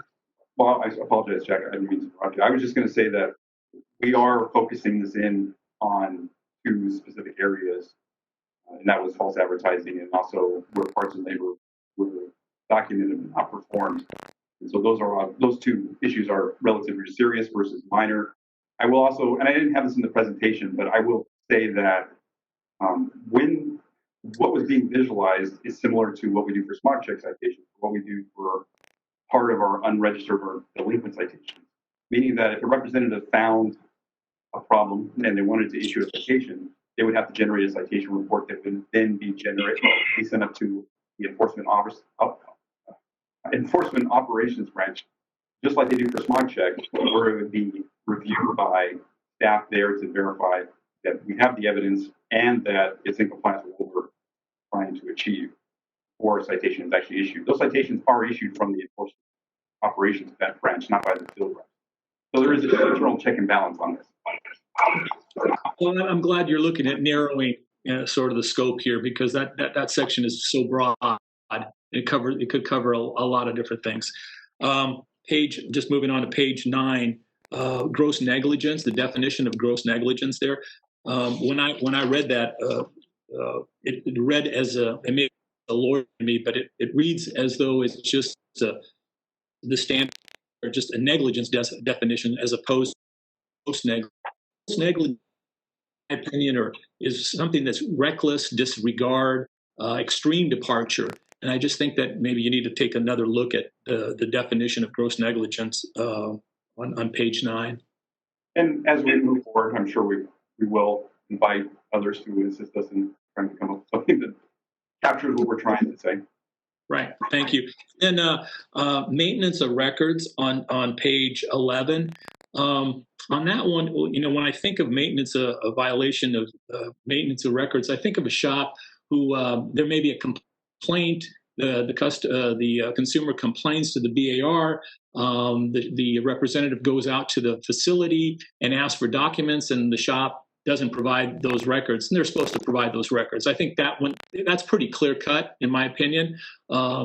However, there's some instances, what I've heard, and I want to bring to your attention, that there may be instances where the demand from the BAR is not considered reasonable. For example, I've heard instances where the BAR would come in and ask for 30 days worth of records, which is it's a month. And if a shop is doing a lot of volume, 100 repairs a day, I mean, that could be thousands and thousands of documents involved there. And the shop may object to that. It may have a good faith basis saying, hey, why do you need all these documents here? That's 30 days worth of documents may not be reasonable. So maybe it's something in that section that can at least provide, there's got to be some reasonableness. And I think that asking for 30 days worth of records and thousands of records may not be reasonable in that instance. The other thing, too, that may come up, that has come up, is that some shops may feel uncomfortable regarding privacy issues. For example, the 30-day request that the BR asked for records, thousands of records, thousands of documents involved there. These are consumers that have not complained to the BAR, and there's really a sensitivity now to privacy. The shops are required to keep their consumers' information confidential and private and secure. And some shops have felt uncomfortable handing over, these documents to the BAR because of what's occurred with, for example, the EDD and identity theft and some of the breaches that have occurred. So there may be situations where, there's a privacy issue, and I think we need to take that in consideration, especially now that, as I understand, some of the BAR representatives out there are working from home, and taking thousands of documents at home. How are they keeping these documents secure and confidential? So I just wanted to raise that issue with respect to the maintenance of records. Okay, I would say that, again, there would be an internal, first off, you're right, even within the reg 3358, those records are open for reasonable inspection. Our request does need to be reasonable. I don't know if 30 days is reasonable or not. Yes, it depends on those circumstances, and I know that as a field rep, I have at times requested 30 days records. But if a citation is to be served related to that broad request, and a facility's failure to comply with that request, again, that would come up to enforcement oversight branch, where we could use the guidelines we want to set, not what we want to set, but the guidelines we set in place to determine the reasonableness of the request. Also, related to the privacy issue, I was going to say that what I would say is that BAR has been around for, we're coming up on 50 years now. We haven't had a problem with having it accidental or intentional, but we haven't disclosed consumers' information to the public if you think about consumers that file complaints, obviously complaint reports themselves have to be subpoenaed for a civil matter. If you think about our disciplinary actions, that information would only be available upon a discovery request. Even the accusations themselves that are the public-facing document don't even have consumers' names in it; they just have initials. And I'm going through that because records are maintained. If we have consumers' information, it is maintained within the investigative file, but it is secured, and BAR has been, I believe we've been pretty good at, so far at dealing with making sure we're maintaining consumers' privacy. Related to making a broad request, anything that we obtain would just we would be maintaining in the investigative file until such time as we get rid of the investigative file, as the matters we concluded and we hit our requirements that we don't have to maintain the file anymore. So I don't know. That's what I got on privacy. Jack, this is Pat DeRay, Chief of the Bureau. I had a question with respect to what kinds of confidential or privacy-related information are we talking about? You're not collecting Social Security numbers or anything like that. It's like phone number, address, vehicle information. What beyond that are we talking about? Well, that's confident. That's private information that the shop needs to keep secure. The information of the consumer, their phone numbers or addresses, the VIN numbers are considered.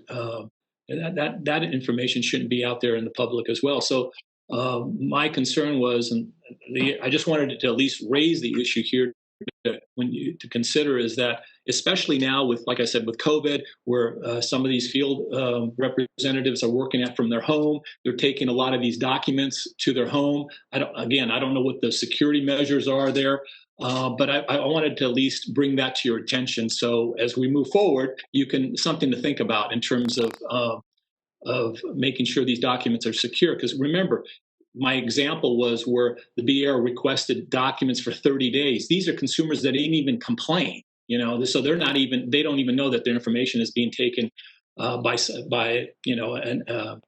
another governmental entity. So I'm just much more sensitive now to what's occurred with EDD and their breach there, and so I just wanted to raise the issue. All right. Page 12. Matt, dealing with fine amounts, I know you said that you guys would look at establishing the minimums and the maximums. I believe you're probably referring to Business Professions Code 125.9, which sets out the maximum, which is $5,000 per violation. That would be the maximum? Yes. That would be the maximum. The minimum now, as I understand, in that that statute, the BAR to issue a without any fine. So the minimum could be zero, right? In that section. It could be, I guess we could do an order of abatement or a $0 citation. It depends on what we have come up with through the process. Yeah, I just wanted to bring that to your, I just wanted to bring that to your attention. So it doesn't have to be $1. It could be zero. You can issue a citation without any penalty. The statute gives you that authority. I just wanted to bring that to your attention. So, and I know you talked about assessing these citations and fines, and I think one of the concerns is that under currently, when the BR representative goes to a facility and determines that there is a particular violation, I mentioned the example of the verbal authorization and not being able to, they didn't get exact. They got the person's name, their phone number, the date, but they forgot the time, which technically would be a violation. Under current law, or the BR representative would provide either proactive or some kind of educational opportunity, correct? Right now, that's how they would handle that particular case? If we were investigating a complaint in which there was an allegation that the facility performed unauthorized repairs, we identified that the facility didn't document, right, that they got additional authorization, we would educate the facility. We would offer a right if we felt it was needed, and then we would make recommendations based on our findings.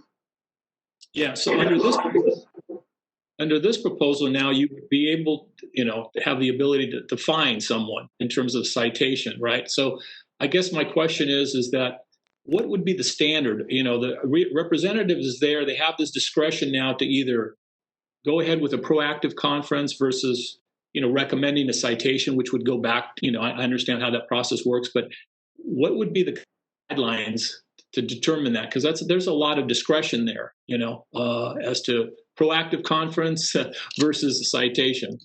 Well, I will say that guidelines would still need to be set as they don't currently exist. But what I would also say is that given the scenario you just laid out, we wouldn't be issuing a citation because it would be a 9849, so not be an authorization violation. So, but having said that, if you're talking like broader, what impact the citation program would have on our conferences, it's really an unknown, except that I would say a citation is a specific event, and that's us dealing with that specific event. But when you look at our conferences, proactive or office conferences, dealing with patterns.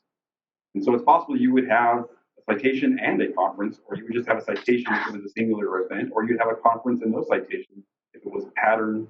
So there's some things that obviously we still have to work out about how we implement it. Okay. Under the current system, I assume that some of these citations are appealed. There's an an informal appeal process. Some of these are overturned. Is that correct? Some citations overturned? Our current appeal process related to smart check and for like citation for delinquent and unregistered repair facilities? Yeah, the informal process, do they get overturned at any time? Yeah, it happens, yes. They do happen. Do you keep track of, does the BAR have data keeping track of where, which field offices or field representatives that the citations are overturned? Does that take place, or, That document that data could absolutely be obtained only because we do know which ones are being overturned in the formal process itself. Now, I would also say though that I imagine that if there was a lot of ones that are being overturned, I would hope that they wouldn't even get that far. I only say that because, again, the people that review these actually work for me, and we would catch that there was a problem on the front end that needs to be resolved before the citation was issued. Yeah. And finally, this appeal process that you currently have, I know it's an informal process where the BAR representative, you get the citation and then you can appeal it in front of another. I guess the process is someone else who was appointed or within the BAR, correct? Is that the current process? Yes, the chief's designee. The chief or the chief's designee, and right now the chief's designee is the program manager. And that person is a BAR representative, correct? A manager, but representative, yeah, they work for BAR. Yeah. And well, what I'm leading to is one of the ideas that I raised it at the last BAG meeting is that the perception is, you get a ticket from, just like from a police officer, and then you appeal it, and it's an informal appeal. You appeal it in front of another police officer. Just the appearance doesn't seem fair and balanced. So what we have suggested from the industry is if you're going to have an appeal process, it should be appealed to some independent, body, and maybe there's a BAR. Someone from the BAR, a consumer advocate, maybe, and then also an industry representative. So I think that would be something that we should look at in terms of maybe implementing and working with Assemblyman Lowe, as well as the traffic school idea. This would be one where someone gets a citation and they've never had a problem before. They can end up, getting some education and then having their citation removed from the website.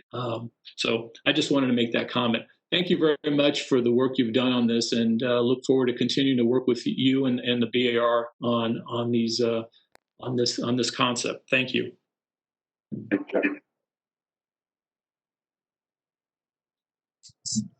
Does that conclude your comments, Jack? Yes. Yeah. Okay. Thank you. All right. This is Pat. I'll look for a couple of other hands raised. I think I saw Joanna Johnson's hand up there for a significant amount of time. So we'll thank you for your patience, Joanna, and let you ask any questions or make any comments you would like. Great. Thank you, Chief DeRay. And thank you, Matthew, for all your work and excellent presentation. And really great discussion there. Jack, I appreciate that. I've just got a couple quick questions about untrue and misleading statements. I wonder if you can help me. So that applies to verbal and written, right? Can you hear me okay? Yes, I can. And the answer is yes, it's verbal or written. Or written. And is it any kind of written communication? Is it specific to invoices? Would it be appropriate to really any document? I'm trying to think of incidences where it was not. So verbal statements, untrue, misleading, are usually verbal, right? As in, like, somebody makes an untrue, misleading statement in order to sell an unneeded service. I guess if those were documented, like in a text message, that would then be in writing. So although it's the same violation, it would be written versus verbal. But yeah, primarily we're looking also at invoicing. Okay.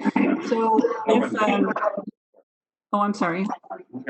If an untrue or misleading statement appeared on a vehicle display, like on the telematics on a vehicle, would this section cover it? Because consumers do get directed now about different types of services that they need through the displays on the vehicle itself. So the reason it wouldn't apply to automotive repair shops. I'm trying to understand. You're saying the car is telling the consumer it needs service that it doesn't need? No, one of the concerns we have, and we've been taking pictures of this out in the field, is that the telematics can command consumers to go to a specific place to have required maintenance done. So the display might say maintenance is required, and and keeping in mind that we're talking about usually during a warranty period. Okay, so maintenance is required, and go to this place in particular. And that's arguably a Magnuson-Moss Warranty Act violation. And I know I'm totally on about that today. And we can also take this up again later. I just wanted to mention it now because we can submit comments in writing about this. But going forward, the vehicles are going to communicate more with consumers, and make directions like this. So it's okay if you don't have an answer right this second. We can talk about it again. I can send you some examples of things that we've seen, and we could just see where this takes us. And it could even be something that we need to talk to Assemblyman Lowe about just in general going forward. But I do have one other question about this. Well, let me ask one question just so I fully understand. Who's sending the message to the car? Well, it's either whoever's in control of the telematics is doing it. So that's usually the automaker or the dealership or both, or a third party controlled by them. Right. I would say that anything related to citation, the Automotive Repair Act applies to automotive repair. I'm sorry, I couldn't hear that. Automotive Repair Act applies to automotive repair dealers, so repair shops. So obviously, if you had a manufacturer sending out information, then this wouldn't apply to them. But if it's the dealer, if they're sending them to their dealer is an ARD. Yes, the dealer would be an ARD. Okay. Well, it's something for further discussion. I know I didn't expect it. You would have thought about this prior to now. This is all very new for all of us. But a related question to that would be classic written documents. Have you ever dealt with a situation where you've got it would tend to be an invoice. The ones that I've seen, they're regular invoices, but they might contain warranty denials for use of a brand product. Okay, a non-brand product prior to the repair being necessary, or using a non-brand service. That is another situation that's a violation of Magnuson-Moss Warranty Act. It's a prohibited tie-in brand sale, tie-in brand product or service sale. So have you ever had a case like that before? Well, we have had, I mean, and we do get complaints related to guarantees or warranties off of repair shops, but it sounds almost like what you're saying is more related to the sale of the vehicle. Sorry? Is what you're saying more related to the sale of a vehicle? No, it's service and repair. It's specific to repair, and whether or not warranty coverage is provided on the repair. Sometimes you'll see a denial of warranty coverage based on the consumer's prior use of a non-brand or non-brand service, part. And no, I haven't seen that. Okay. Thank you, and I'll write that up. I'll write more about this concept up for your deliberation process. And thank you again for all your work. Thank you, Joanna. Just I want to remind everyone that the two areas that we're focused on with respect to untrue or misleading statements, and that's not necessarily the nomenclature that we have to use, but that's currently how our statute is written. We certainly can, in regulation, describe it in some other fashion, working together on this.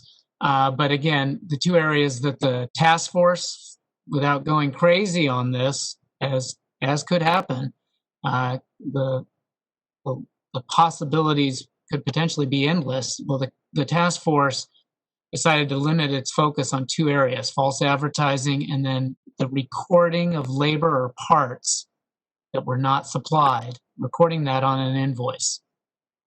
So two very narrowly defined areas. And so again, just want to remind everyone of that. Let's go to our next hand that has been raised. Nikki Ayers with the Independent Automotive Professionals Association, IPA.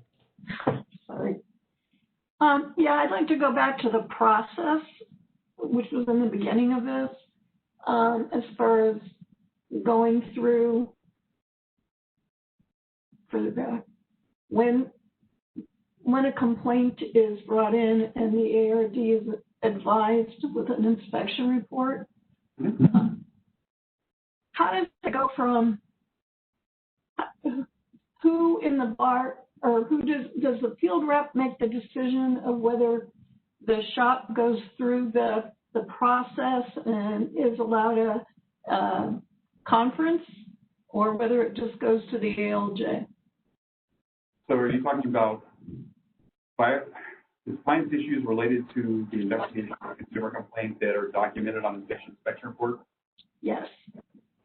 So those findings are documented in the station inspection report that the facility gets a copy of. They stay within the station, or within the complaint report, and also on the station inspection report, and they are maintained in this repair dealer's file. When they're related to just the consumer complaint, any of those findings, they don't by themselves move forward unless it's of a more serious nature. At this point, that would result in us having to initiate a formal investigation. So who reviews the process? Because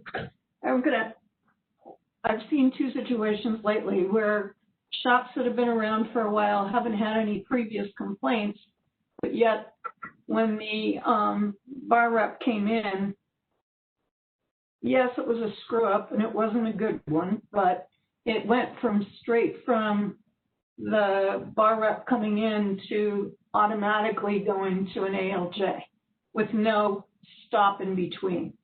And I'm concerned about that and wondering how that's happening these days. Well, what I will say is that if in the process of investigating a complaint, we find serious violations of the Automotive Repair Act, we will work that up in a way to move forward in the formal action that would be filed with the State Attorney General's office. So I don't know the samples you're providing, but I would say that every consumer complaint, if it's really serious in nature and we verify that there are serious violations of the Automotive Repair Act, it could result in disciplinary action.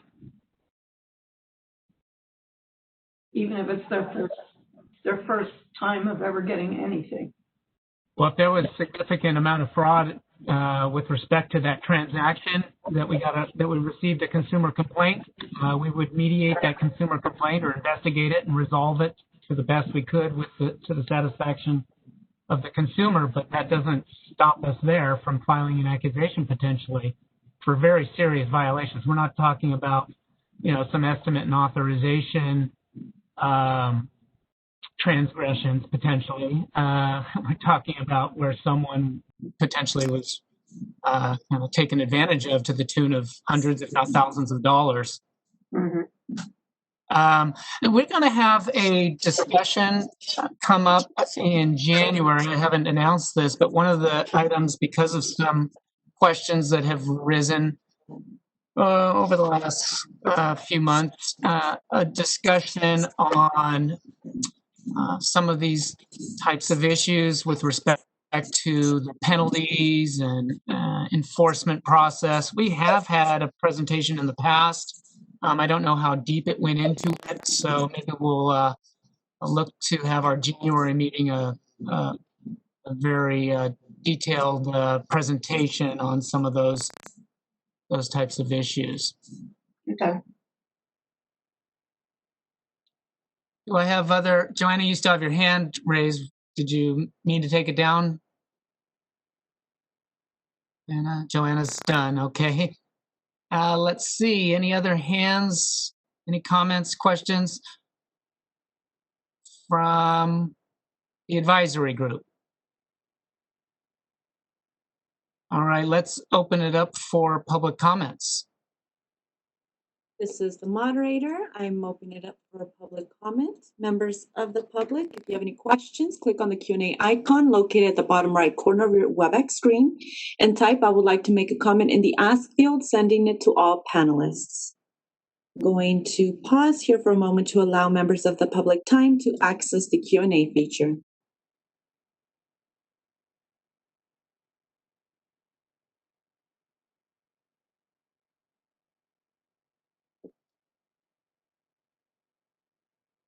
I have Roberto Ibarra who would like to make a comment or have a question. Roberto, I'm going to unmute your microphone at this moment. Okay, you guys listening? Yes. Okay. Question is, I've been looking into this citation because I'm an instructor myself, and I also have my repair shop, an independent shop for over 10 years. And me myself being on training a lot of times all over the country and sharing all this. My experience with some of the technicians that want to become a smoke techs and all that. I see there is this is a comment that I want to make that is a large lack of education on the guys, not on the shop owners. Probably the shop owners, they know what they want. Like me, we know what we want for our customers, for our community, and all that. But between the industry, there's a lot of mistakes because the lack of education that we have. And I don't know what the bar is doing to encourage the technicians to get more prepared so they don't make that much mistakes, because a lot of those mistakes or those citations are done because I don't have the right training. Like you go to work in a factory and they give you a lot of training, how to be safety, how to handle any kind of situation, things like that. Like they have a plan. And on our industry, it's kind of different. The technician comes in, joins the team, and he starts pulling tires, pulling wheels, doing diagnostic because he knows to do diagnostic. But we don't have really like a plan, that support from the body. You like say, you know what, guys, this is a guide for you, and this is something you can follow to train you guys from the beginning, and then another different type of training may be done by the same bar people, that I would like to get that kind of support that, okay, the bureau is doing something for the industry, something more like you guys do. I know you guys do a lot of things, but, something more like create that kind of program, because we need that now. The technology is changing a lot, and some of the technicians, they get it and they want to get updated, but some of them, they just want to stay where they are. But for the good guys that want to move forward, probably we should give it a hand. And that's my comment for today. Let me just say one thing about that is that we do have an education first program for facilities that are just getting started, where we offer the chance to come out and give them a copy of laws and regs, write a good walk through estimated invoicing with them. So we do provide that, but I don't know if that's the kind of training you're talking about related to how to generate an estimate, get authorization, generate an invoice, or if you're talking about actual mechanical repairs. Well, actually mechanical repairs. Okay. Yeah, because on the front office, probably most there's some mistakes. I guess, like on the paperwork and things like that. But I'm talking about the public. The public, so they can have a fair and a good repair, in the long run. Because sometimes they think they getting the right stuff, and they don't because the techs are not up to date, basically. Let me just thank you very much, Roberto, for the comments. This is Patrick DeRay. Not sitting at my desk. Matt's sitting there at my desk right now because we had some technical difficulties, so we're moving around to different spots. But I'm chief of the bureau, and I heard your comments, and I really appreciate them. We do not license the mechanics or the technicians in the field, with the exception of brake and lamp adjusters and smog checks. So mandating specific mechanical type training is certainly not something within our purview or authority. There are a lot of independent providers of mechanical expertise or repairs out there. Obviously, Automotive Service Excellence comes to mind. Obviously, in auto body, there's one of our representatives is sitting on this advisory group as a representative of ICAR. So in the auto body collision repair world, you've got that as a provider of some very excellent training relating to that segment of the industry. So there's a lot of independent, and probably even at the college, community college, and other types of training that might be available by a significant amount of providers out there. But that's not something the bar has typically gotten into because of the fact that we do not license or regulate automotive technicians, with the exception of smog check and lamp and brake. Got it. Yeah, no, I was thinking to have a little bit more presence. Like when I open the webpage for the Bureau of Automotive Repair, and I see that there's a lot of links, a lot of information there. That is good information. I would say if there is a link, for example, if I want to work on a place, and then like a roadmap, okay, how you became a good technician in a good shop. Let's say, okay, this is the roadmap to get to it, and of course, it has to do with the education that the technician himself is gonna have to get from a college or somewhere.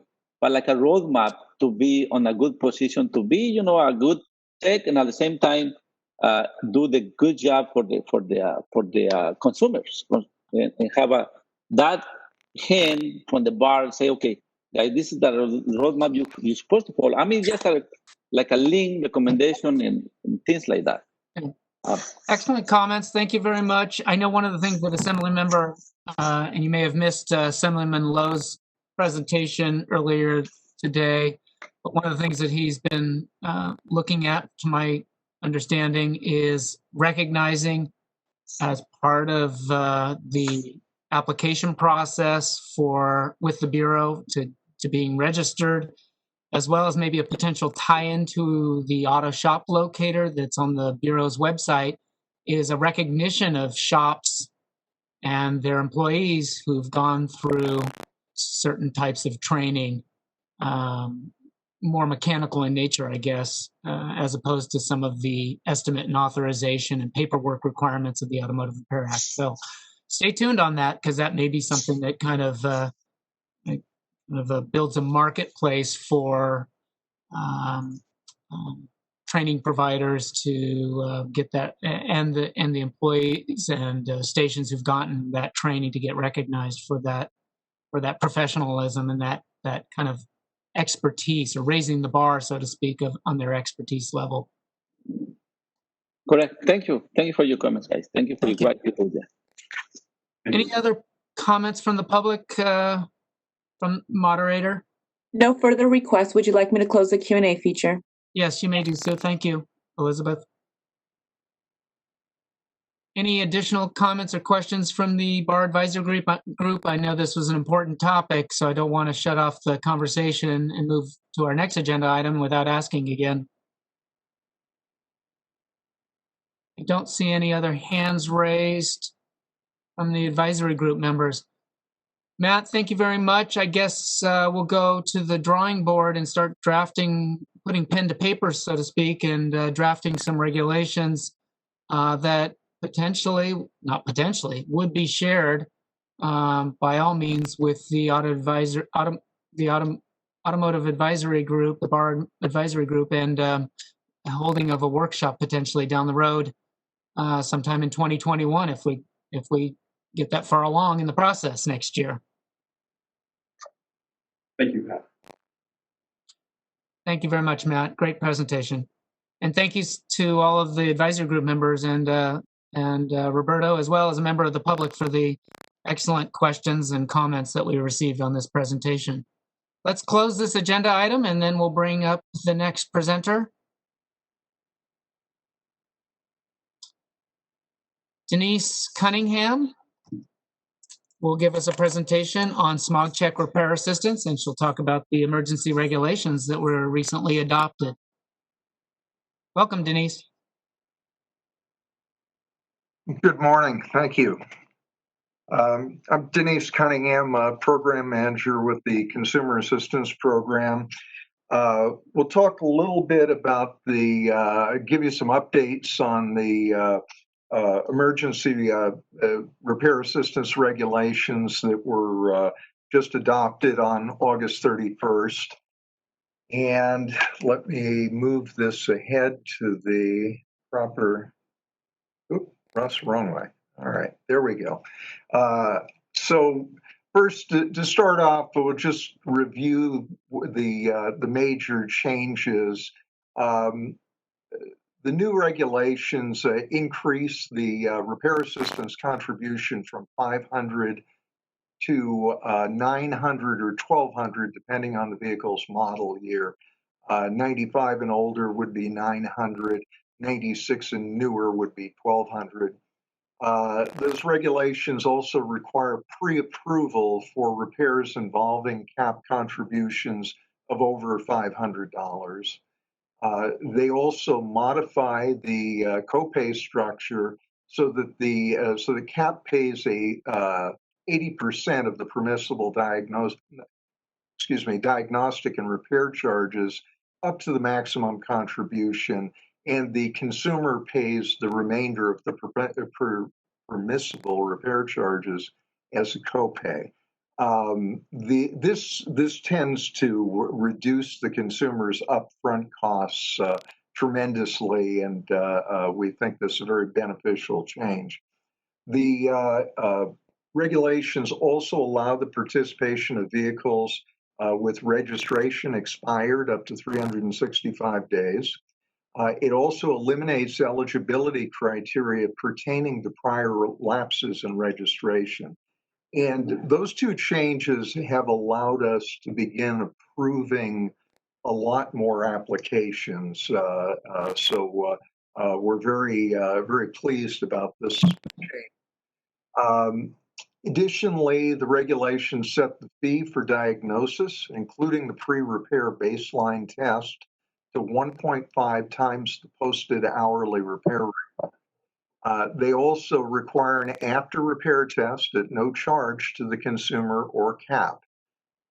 Additionally, they define in regulation certain exclusions that were previously listed only in the CAP operations manual. Example of one of those would just be a exclusion stating that CAP would not pay for repairs to tampered vehicles, or we wouldn't pay to correct tampered components. So that's a summary of the changes. And when we when we, as soon as the regulations passed, we tried to get the word out as quickly as possible to everybody involved. We sent out copies of the adopted regulations, the new operations manual, frequently asked questions, and revised application, and the revised application. All of those were posted on BAR's website. The stakeholder notification was sent to interested parties. There was an ET blast sent through smog machines to all smog check stations. Additionally, there was an email notification sent to all STAR test and repair stations that work under standard agreement with CAP. We also posted an announcement on our social media, on BAR's social media outlets, and DCA issued a news release. And I believe there's a little bit more to that. Yes.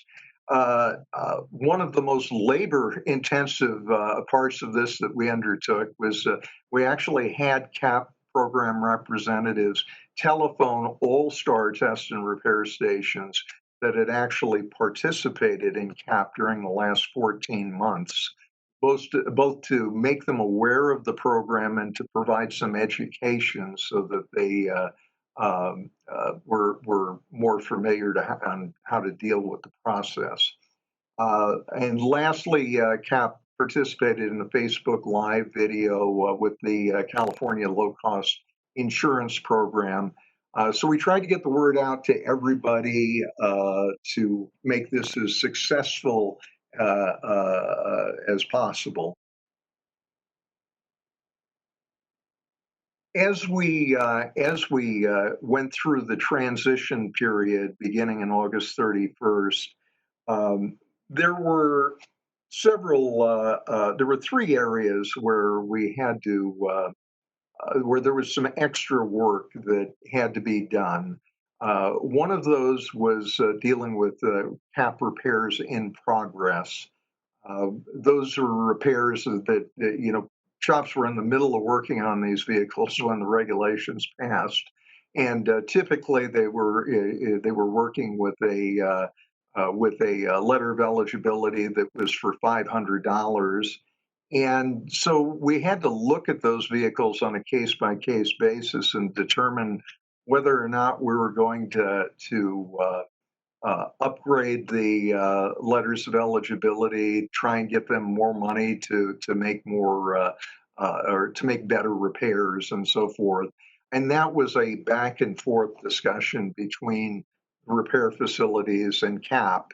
So those took some time. Another issue that we dealt with is that we had there were hundreds of old letters of eligibility that had still valid letters of eligibility that had been out at the time the regulation changed. So our first priority was to contact all of the folks who held those letters of eligibility and offer a replacement prior to a station visit. We did that to try and streamline and make the process a little easier, both for the consumers and for the repair facilities. However, those that did get through and ended up going to repair facilities with their old letter of eligibility, the repair facilities and BAR, we worked back and forth through many phone calls to see if we could upgrade those letters of eligibility and get the consumers participating in the new program. Let me move the slide ahead here. And lastly, the third item that took some work was really just familiarizing stations with the new process. Three areas: the need to obtain approval for contribution amounts above $500, how to calculate the consumer copay is clearly a little bit different now, and the location of, you try to provide them information on reference material, the location of the cap operations manual, the new repair notification forms, etc. So it was really one of the big efforts that we had was in providing training to our vendors so that we could move the program forward more quickly and make it a little bit more efficient. And so far, the results have been good. Their participation has increased. The number of vehicles repaired in September was 29% higher than the monthly average for the last fiscal year. And that trend has continued into October. We're seeing 15 to 20% week on week increases in participation, which we did anticipate that this would be a fairly popular program. The number of applications received in September was 10% higher than the monthly average for last fiscal year. And we anticipate that the number of applications will creep up over time. So far, the public response, as far as we can tell, has been good, both from what we hear from shops and from our consumer call center. Most callers find it less costly to participate. And as I mentioned, the program was designed to be, in particular, less costly up front, so that consumers don't have to spend so much before they know, before they have an idea of whether the car is worth repairing and so forth, until they have a diagnosis. And that concludes the presentation. Open to questions if anybody has any. Yeah, I see. Thank you, John. Get some feedback there. Denise, thank you so much for your presentation. I see a hand raised by advisory group member Johan Gallo with California Automotive Business Coalition, CalABC.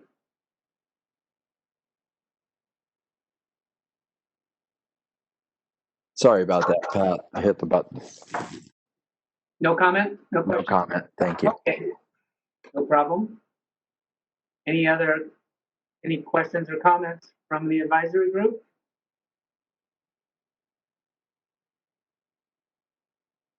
I don't see any.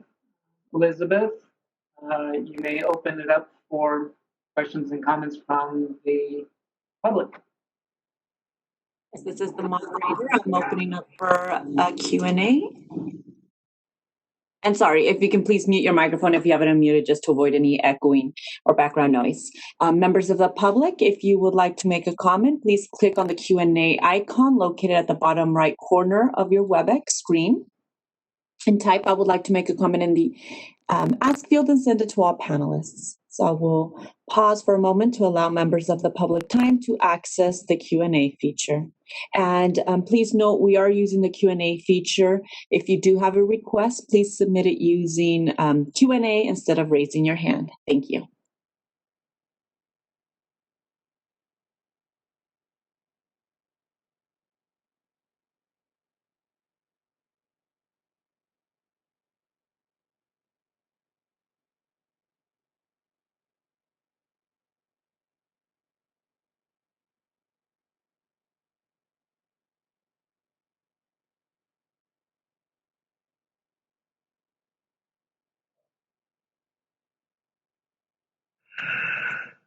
No requests have been submitted. Would you like me to close the Q&A feature?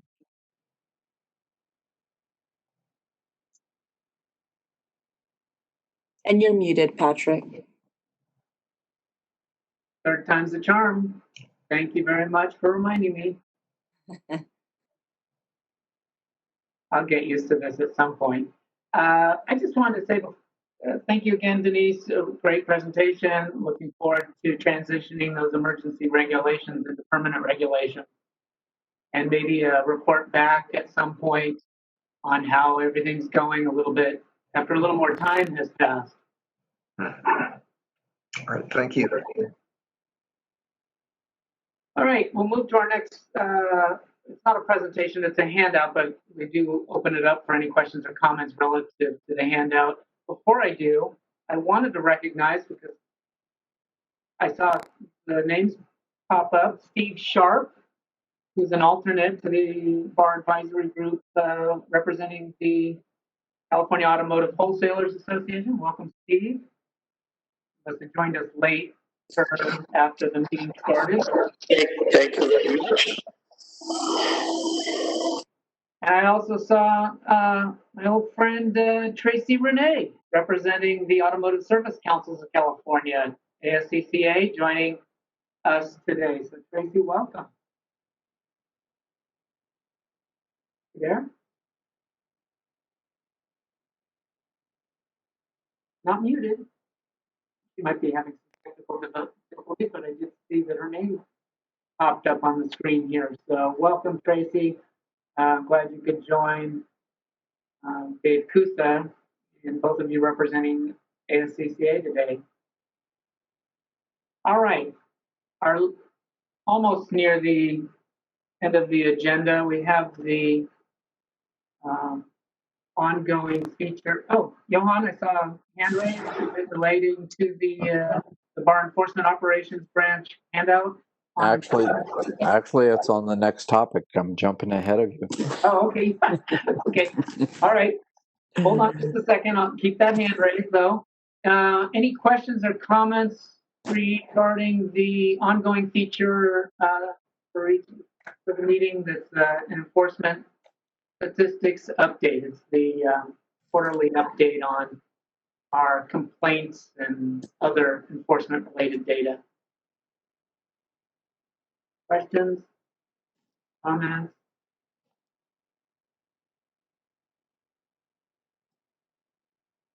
Very quickly, I don't anticipate anything, but Elizabeth, you may open it up for a public comment or question relative to this presentation, this handout.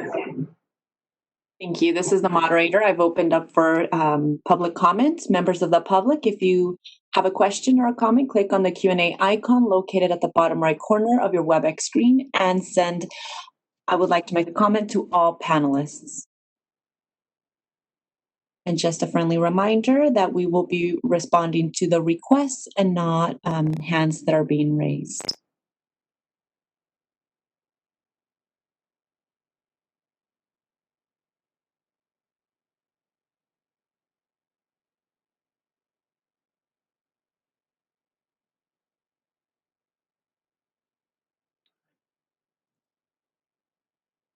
Patrick, no requests have been submitted. Would you like me to close the Q&A feature?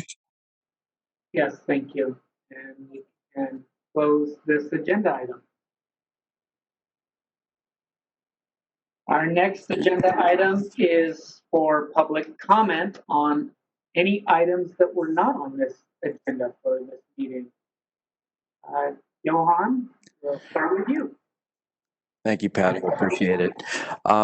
You had mentioned it several times, and I think I look forward to having a presentation in the January advisory meeting to really take us through the whole disciplinary process with the BAR as it stands today. Case in point, I've had several calls about current cases, and I'm not asking anybody to discuss that. It'd be inappropriate. But the concern is that there's a real change in the landscape where businesses are being required, even though it's stayed, to be closed for 30 days. They're required to post the notice for the infractions of the Automotive Repair Act for the entire length of their probationary period, where in the past it was only the days that they were closed that they were required to post that. So I would really like to see BAR do a presentation in January to take us through the whole mechanics of all of it and the state of the state today, so we can get information out to the membership to get that cleared up with them. We've I appreciate the conversations you and I've had this past week, because I've been able to get some information out to kind of calm the natives in the field. But I do look forward to having a presentation on that in January. Thank you. I'm glad you raised that for the benefit of all. Something certainly that want to make sure that everyone has an opportunity to, be privy to the conversations I've had with a couple of you who have called me or contacted me regarding this issue or concern. Certainly, we want to be as transparent as possible and bring those issues to light. And we have committed to a presentation on or for January 21. So we'll do that.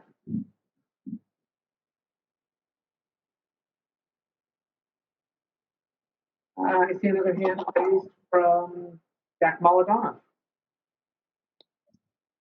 Yeah, I wanted just a second Johan's comments, and I appreciate you're going to do a presentation. I just wanted to just indicate that I've gotten some calls as well, and it seems like there's been some policy changes or changes with respect to undercover runs from 3 to 1, some changes there, and also specifically on you talked about transparency. When the shop does get in trouble, we understand there are guidelines, penalties and guidelines for probationary period from 3 to 5 years. There's also reimbursement of costs. And then there's this third category, which is downtime. We call downtime. And Johan mentioned the 30 days.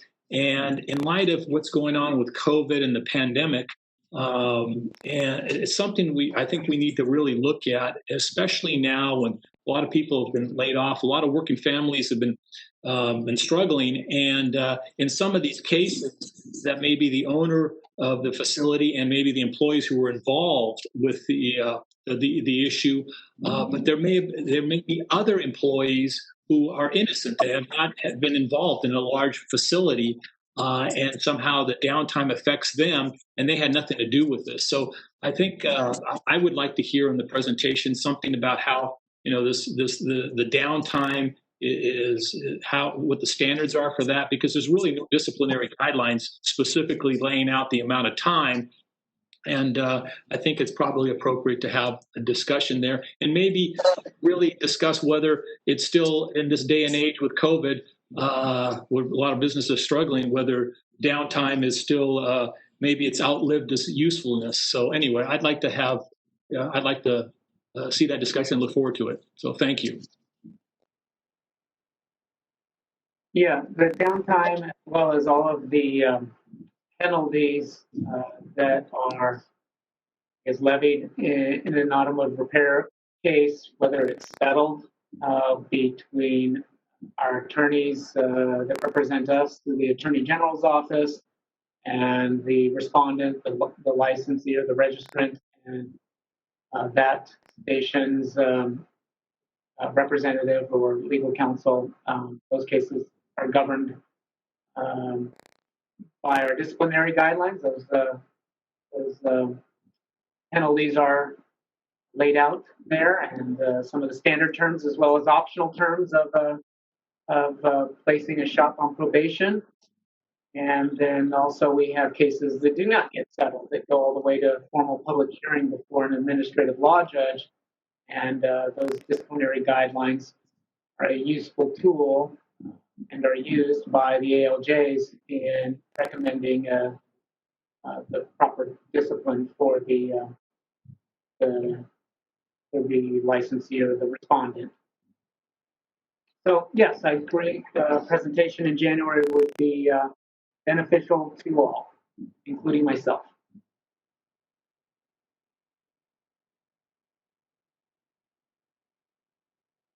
Another question or comment, a hand raised from Nikki Ayers, the Independent Automotive Professionals Association.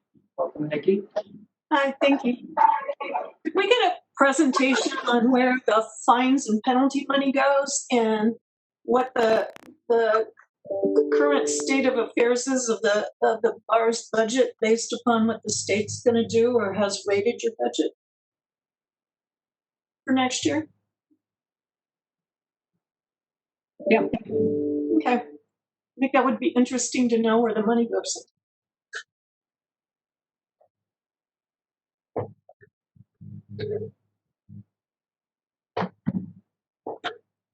All right. what other, I'm sure that could be folded into the presentation that both Johan and Jack discussed. So we'll take note of that. I'm scrolling down the list of advisory group participants. Any other hands raised? Not seeing any at this time. We'll circle back after I open it up for comments of the, from the public. This is the moderator. I've opened up for public comment. Members of the public, if you have a comment, please click on the Q&A icon located at the bottom right corner of your WebEx screen and send a message asking, I would like to make a comment to all panelists.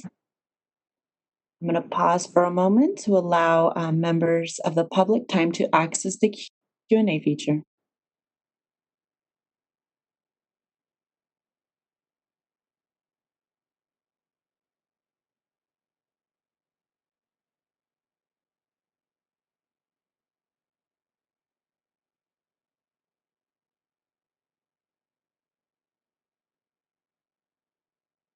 This is the moderator, Patrick. No requests were submitted. I do see a hand that is raised, and I believe the member of the public may have forgotten to lower it from last time. Would you like me to call on the individual? You may do so, but it seems like it's been raised since the presentation on the, I think it was on the citations that Matthew Gibson gave. Roberto. Thank you. Thank you. Roberto Ibarra, I'll be unmuting your microphone. I believe you may have accidentally left your hand up, but we'll confirm. You have been unmuted. Mr. Roberto Ibarra? Okay, I've muted the line. So no request. Would you like me to close the Q&A feature? Yes, thank you. Thank you. All right. Close that agenda item, and the request for presentation kind of ties into the next agenda item, more or less an announcement. Our next advisory group meeting will be in 2021, starting with the meeting will be scheduled on a Thursday again, January 28th. And I don't anticipate us being beyond this. Certainly if we are, we can meet in person and socially distance, we'll do so. I much prefer that format or that venue, and we'll do so at the department's headquarters. We'll seek guidance from the administration and our department on the ability to do so. In the event that we cannot, we will meet virtually again. I do appreciate everyone who's taken the time out of today to be able to get through the meeting in this format. It is a challenge at times, but he has shown great patience and worked through some of the technical difficulties that we experienced even today. But I think we'll get better at it, and it's doable. It's maybe not ideal, but it certainly works, and it helps us to continue the dialogue. I don't want to cancel meetings just because we can't meet in person. We did that once, and that was necessary because of it was right in the aftermath of the pandemic and some of the various changes to our everyday life. But we've rebounded, and we've now had 2 meetings virtually, and I think they've gone pretty well. So with that, any other agenda items recommended? By no means do you have to end your responses today. If you think of something after the meeting is adjourned, feel free to contact me, and we're always looking for agenda items for our meetings. If we can't squeeze it in for January, we'll certainly work our way into a future meeting.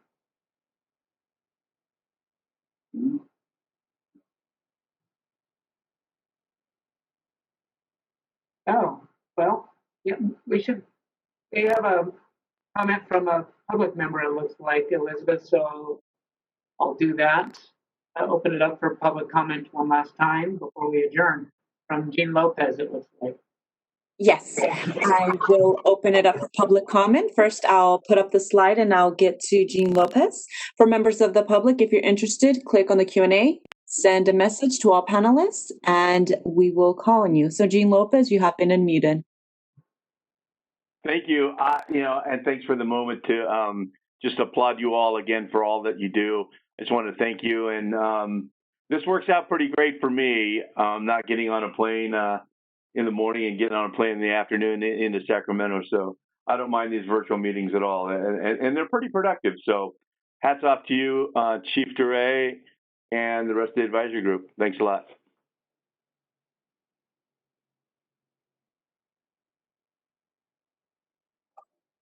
Patrick, no further requests were submitted. Would you like me to close the Q&A feature? Yes, thank you, Elizabeth. And thank you, Jean, for the shout out. I appreciate it. It's a certain amount of anxiety that goes along with hosting and facilitating, maybe for Elizabeth. Elizabeth, thank you so much for your assistance and leadership on this meeting. Couldn't have done it without you, and appreciate all your work as well as your co-moderator. I don't remember who was co-moderating, but thank you so much. And today. Thank you. That's Antoine Billups. Thank you, my co-moderator. Thank you, Antoine, as well. Thank you both, Elizabeth and Antoine. All right. Well, I want to say thank you to all of our advisory group members for their outstanding questions and comments and attendance today. And certainly, I don't want to forget the excellent presentations from the Bureau of Automotive Repair staff. Great job by all of you, as well as our guest speakers today. Our esteemed representative in the state legislature, Assemblyman and Chairman of the Assembly Business Professions Committee, Evan Lowe, as well as our presentation from Adriana Fernandez-Clark with the Airbag recall campaign involving TAKATA airbags. Thank you so much to both of you for your excellent presentation. All right, we have a regulatory workshop scheduled at 2 o'clock. It will be the same link that all of you use, sticking around, all of you use this meeting. So I'm going to let you out early. We're adjourning a good, almost 40 minutes early. So get a nice lunch in and see you back here at 2 o'clock. Look forward to seeing all of you again in January at our next advisory group meeting. Thanks again to everyone. Great job. Have a great rest of the year. Look forward to seeing you again. Bye now. Thanks, Pat. Thanks, Pat. Thank you, everybody. Thanks, Pat.